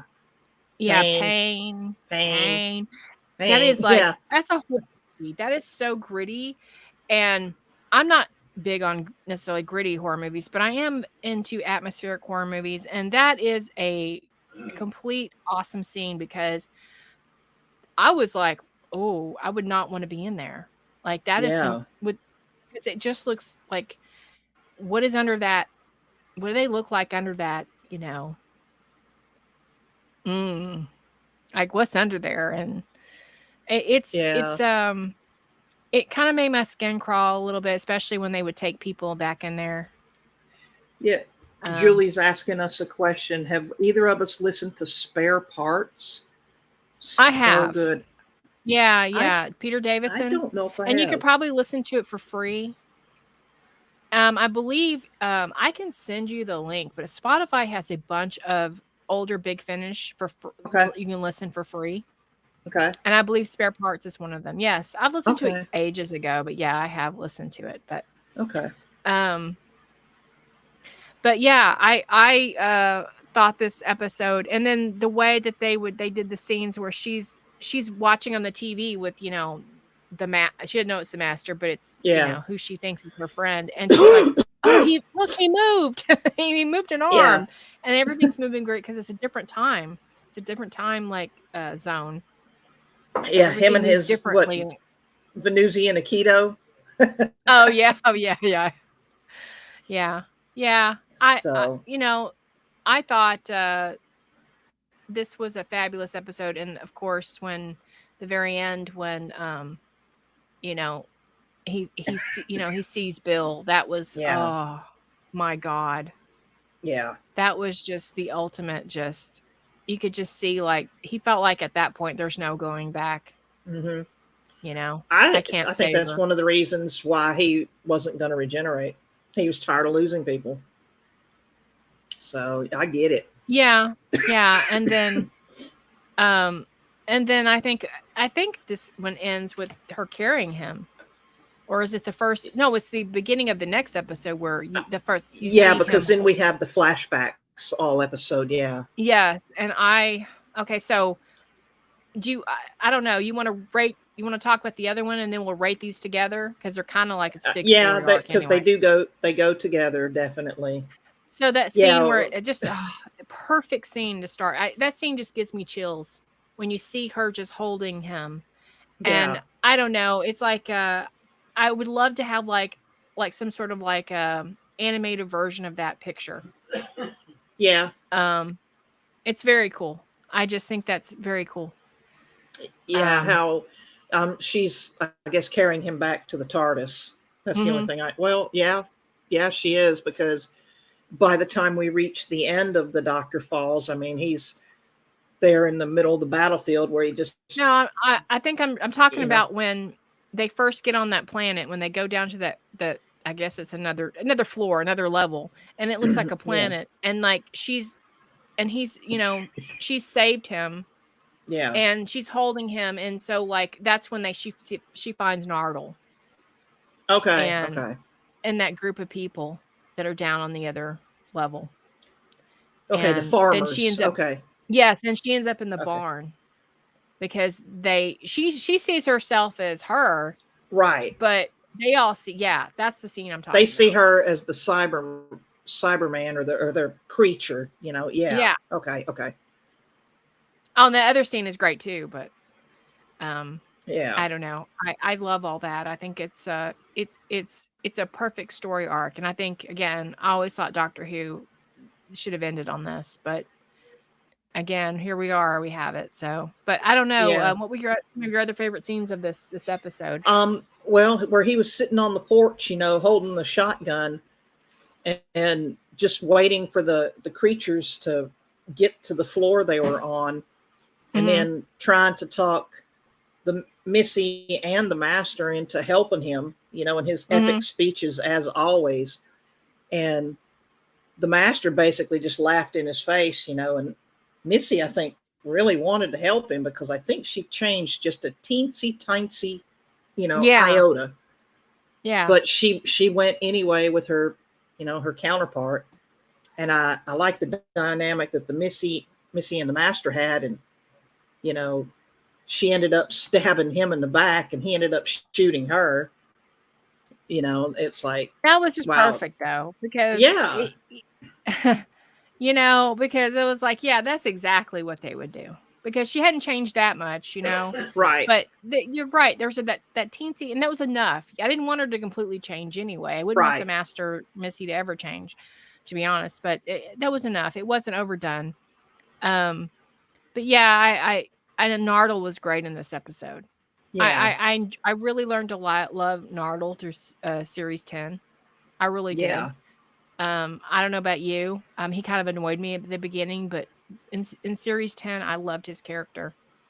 And at first he did, because on this. Yeah. Yeah, he's like, you got to guard the vault. You got to guard the vault. You made a promise. Blah blah blah. I'm like, shut up about the promise. Right. We want him to go on an adventure. Shut up. Yeah. Right. So, but yeah, I like Nardole, and I love Bill's character, and he and just at the end of this, he's like, I don't want to go, and I'm like, we don't want you to go. Talking to the TV, no, don't go, but I did think it was as I know the Sonic is overused, but I did think that scene where he was blowing up this, hitting, yes. blowing up Cyberman was fucking awesome. Yep, I know. badass. I know Yeah. it's not what you're supposed to use a sonic screwdriver for, but I love that scene. Yeah, you I get to did. see the doctor actually be the war doctor because he was trying to save other lives. Yeah. So yeah, I mean that's And where then the scene that we don't like to talk about, which is, I don't like to talk about that scene at all. yeah. Where he said Pity, that I thought there'd be thought there'd be stars. stars. Yeah. Yeah. That gets me like, you want to like put all that on and, see how the tears flow. But I did like the ending, and I like that, obviously, I did think it was interesting that the pilot came back and resurrected Bill, and then Yeah. but it was kind of sad because the actual Bill never really knew that the doctor came back. I don't believe. Yeah. Not really. So, Yeah. yeah, but I 10 stars all around. Yeah. Definitely 10. I mean and the whole series could have ended right there. That's it. And I do would have been think if they would have okay. ended the series where he does come back, but he's fine and he's just going to fly off in the TARDIS. Yeah. I would have liked this. I don't like the idea that the doctor's dead. I mean, if they wanted to end it that way, I'd have been, I guess, okay with it. But thinking about it, it'd been nice if, like, he gets up, there's no regeneration, and he just flies off in the TARDIS, Yeah. and that's the end. Gary said the series did end right there. Yeah, because I haven't.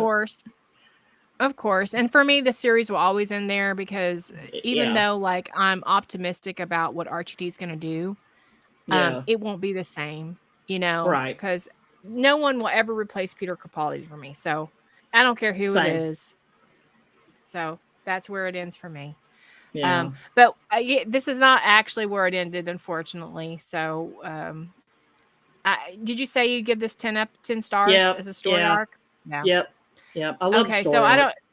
So this is we're gonna go a little bit into season 11 because this is, but just that one episode only. Time. That's So I haven't watched this episode in a long time, and I don't plan on it. So I watched it last night. I like the fact that they mentioned the Christmas truce of 1914.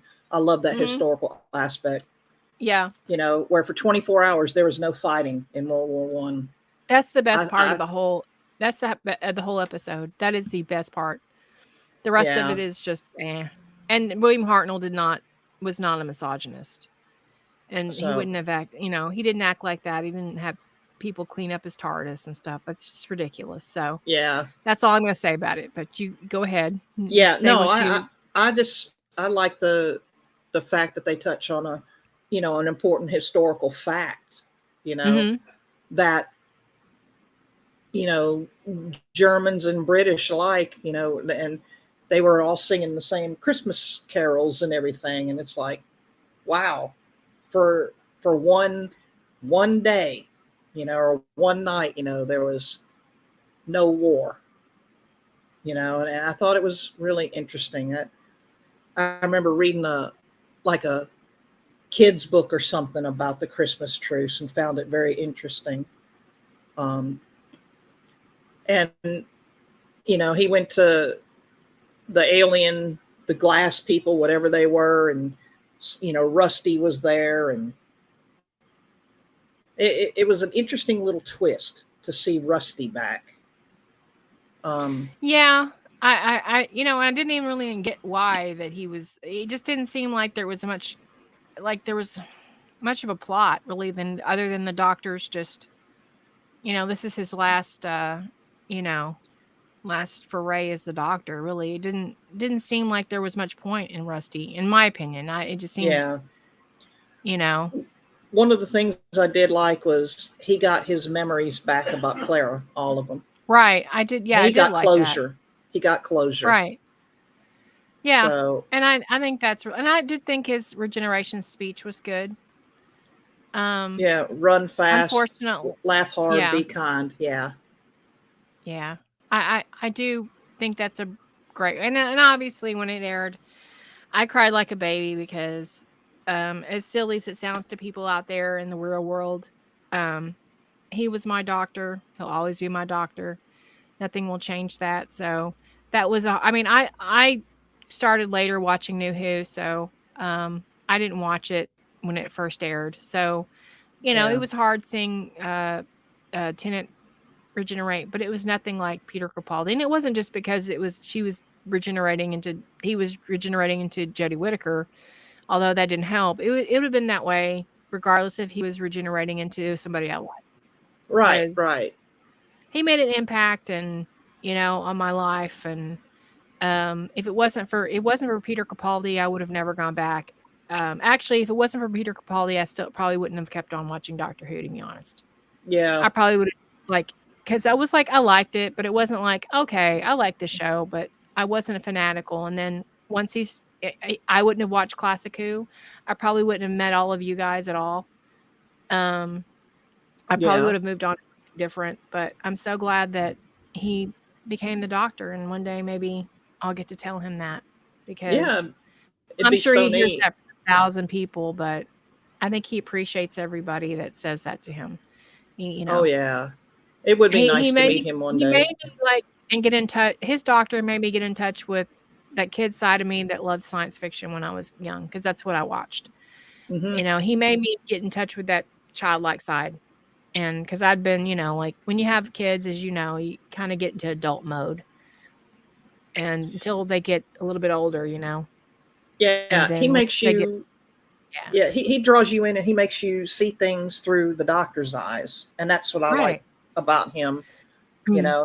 So yeah, I miss him. That's for sure. I do. I liked other doctors, but he made an impact. I mean, again, I think that Peter's probably made an impact on my life that I just hadn't realized, like drawing, seeing Same. Peter draw kind of got me into it, and then just trying and just realizing I'm actually a good artist, him talking about Classic Who made me an uber fan, because I'm thinking, well, I respect this guy, and he got to respect it. He earned my respect, because he's the real deal. Like he helps kids in the hospital. He goes and talks to them and pretends to be the doctor for them. That's just a wonderful person. I don't care what his politics are. That's just a wonderful person that I respect. So, we love him. We love him here. And so, and obviously this is not going to turn into the Peter Capaldi channel, but we do talk about him a lot, because he's a great actor, period. He's a great human being. Yeah, so good in the Devil's Hour too. Yeah, watch that if you haven't watched it. It's a really good series. I'm waiting for season feels 2 to drop. Kind of getting another season of Doctor Who a little bit. No spoilers, but it's interesting. It's got an element you'll appreciate if you're into science fiction. But it does. I don't know. I don't know how far you want to go with these. Do you want to go do the other new doctors, or let's try something different? I don't know. We could talk about another series season or something. Just I thought about, this is kind of like we're kind of doing a rewatcher series, because we're watching them and we're discussing them. So I don't know. You pick the show that, or a show that I've never seen, and then, that's a favorite of yours, and I can start watching it. We can start, every week, just talk about an episode here and there. That's fine with me. I love talking about things people love. I mean, and I love being convinced of loving something that I may not have ever given a chance before. Hadn't it not been for you and you talking about certain things, like a certain somebody that we, might have coming up, I would have not watched the show I'm watching right now and enjoyed it. So, there you go. And I've got to finish that series. Yeah, I'm way ahead of you. You are. You are. But I just I'm gonna definitely have to finish it. But I like and the other thing, it does have I know for a fact now that it has a Blake 7 connection. I know. Oh, the show that we're watching? I got it. Yeah. Okay. Because there's too many connections, and I'm like, okay, dude, I know you're a fan. I know you're a fan now. So, Well, I know that that guy is he's a horror fan. He's a Uh-huh. comic fan. So yeah, and So he's a sci-fi fan in general. So maybe at some point we should announce, because I know that there's some fans out there that might want to ask him some questions, but that would be up to you since it's kind of your baby. So I'm gonna let you make that decision All when right, you let me want to reach announce. out to him again, and Yeah. I'll And then we can kind of like tell everybody, right, hey, if you have questions and, I mean, because I know that you're not the only one that's a fan of this right, particular person. So, right. and I'm excited because I like bringing different, I liked finding out about different shows. So that's always been my goal. That's why I started the channel, my old channel to begin with. That's why I started like hanging out on YouTube, because I like to know, I like to hear recommendations of things. And I know Yeah. you do too. Well, I'm hoping that through him I can get an actor on here too. It'll just be if the actor has time. But That'll be my cool. my only connection would be to have him reach out to the actor for me. So who knows? We'll see. Yeah, I think I mean, yeah, I would just maybe mention, hey, I mean, after hey, do you think so and so could be interested in coming on? I mean, I don't know who this person that you're talking about is, but I'm sure he'll be great. And I would love to get Yeah, much more writers and producers and directors and actors on the show. yeah, because I want You to get know, their perspective too. You know, right, we right. only get Because we only see our one show side of the side. things. Yeah, yeah, exactly. Yeah. You know, Yeah, I mean, there's some obviously you're never going to get on, but there's right. some that, hey, it's possible. I mean, we have Twitter and social media these days. Everything's, open. Yeah, but it's not the same as actually physically talking to a person, you know? No, it's not. I mean, Twitter's okay, but like, I remember a time when Twitter first started, like you get real excited if somebody retweeted or loved that was an actor, Right. somebody you admired, I can't say Peter Capaldi wasn't on Twitter, which he wouldn't be, but if he was on Twitter and he loved something I said, of course I would be like plastering it everywhere. And not saying I haven't done that. Actually, Fraser Hines. God, my brain's going. Fraser Hines actually responded to me about something I wrote about Doctor Who, which I was like, okay, I'm a little fangirling now. Because I love Jamie from the Troughton years. So, Cool. yeah, so that was cool. I have to say, I thought that's pretty cool. But, so I can't talk about people like it's no big deal now. Everybody no, it's the right person. You get a little excited. Yeah. But maybe one day, maybe God allows that Peter Capaldi would be on the show. Well, never know. I mean, anything's possible, you know? So it's just, I guess, getting the right connections at the right time. Because I Yeah. would love to talk to him about art, you know, even. I would like to have this is the thing. I know everybody brings people on the show that are like, that are famous, and then they just pile questions on them, right? But what I Yeah. like to see is like, hey, you're just one of us. Like, what do you want to talk about? Like, what kind of, like, hey, have you seen this movie? Like, just be one of the gang. Yeah. What Like, are you not fanboy over? Yeah. Yeah. right. Like, what are you into? What are you into right now, Peter? Let's hear what Yeah. you're into. What you got? Have you watched this? Have you watched Picard season 3? I mean, you know what I mean? Like, I know Yeah. he's busy, but he's Right. still a geek, And Right. that's what I want. Like, I want him to like, oh yeah, yeah, yeah. Oh yeah, like not just like forget for a minute he's the doctor and just treat him As a human being. like one of the things. Yeah, and I Yeah. think that's going to be very hard too for me. I say that now, but if he came on here, it would be just like, oh, we have Peter Capaldi on here.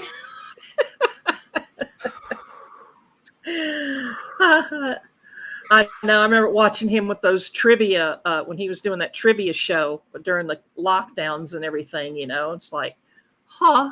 You know. So yeah, I get it. I don't Man. know if David Tennant would be the same way. It would be, but it'd be different though. Yeah. I You mean, know. I'd love to talk with Michael Sheen even. I mean, gee. Oh, he'd be fucking hilarious. He would be. And that reminds me, next week, is it next week? No, in 7 days. July 15th, right? Good Omens. I thought it was July 28th. Maybe I'm wrong. Maybe I'm thinking, I was probably thinking of... I'm waiting for it. Alexa. Just got to ask Alexa. Right. When does Good Omens 2 premiere? The next season of Good Omens. Oh, man. Well, Alexa would know. You're right. It was July 28th. Damn. Yeah. We got to wait 20 July days. 28th. Yes, oh, man. I don't know if I can stand it. Oh, yeah. So I'll probably binge it all. Yeah. We all know where we are. We're like, we can't make the stream. Yeah. We're right in the middle of it, and we're not stopping. I did that with Peter's last show. That I just went. My brain just went dead. Devil's the show Hour? he just did. Yeah, that one. Binged all of those. I couldn't help but be sucked into the storyline. Well, I was watching with Jason, and Jason's like, he likes to like absorb it. So I was like, oh, I gotta wait. So I had to wait. And like finally, I'm like, look, it's getting good. I ain't stopping. So I don't know what to tell you. So yeah, he's one of those that likes to absorb, and I get it. But there's sometimes I'll just, the only show he's ever did that with, he did that with Stranger Things season 1. Okay. But I was mad because I get home and he was like, and I started watching. I'm like, you want to watch this? He's like, no, I don't want to watch it. I'm like, he told me later, oh yeah, I already watched it today. I was like, great. You already watched all of it. And I was like, and I spent 8 hours sitting there watching that, just episode after episode after episode. So, oh man, I think it's only 6 episodes, so it may not be that bad. I mean, 6 hours. That's like it's going to be watching interesting. a Lord of the Rings movie and a half or something. Oh, I know, right? Yeah. If not that, oh gosh, the other long movies. Okay, like watching Star Trek: The Motion Picture, because that's a long movie too. Gosh, especially with all the extra scenes.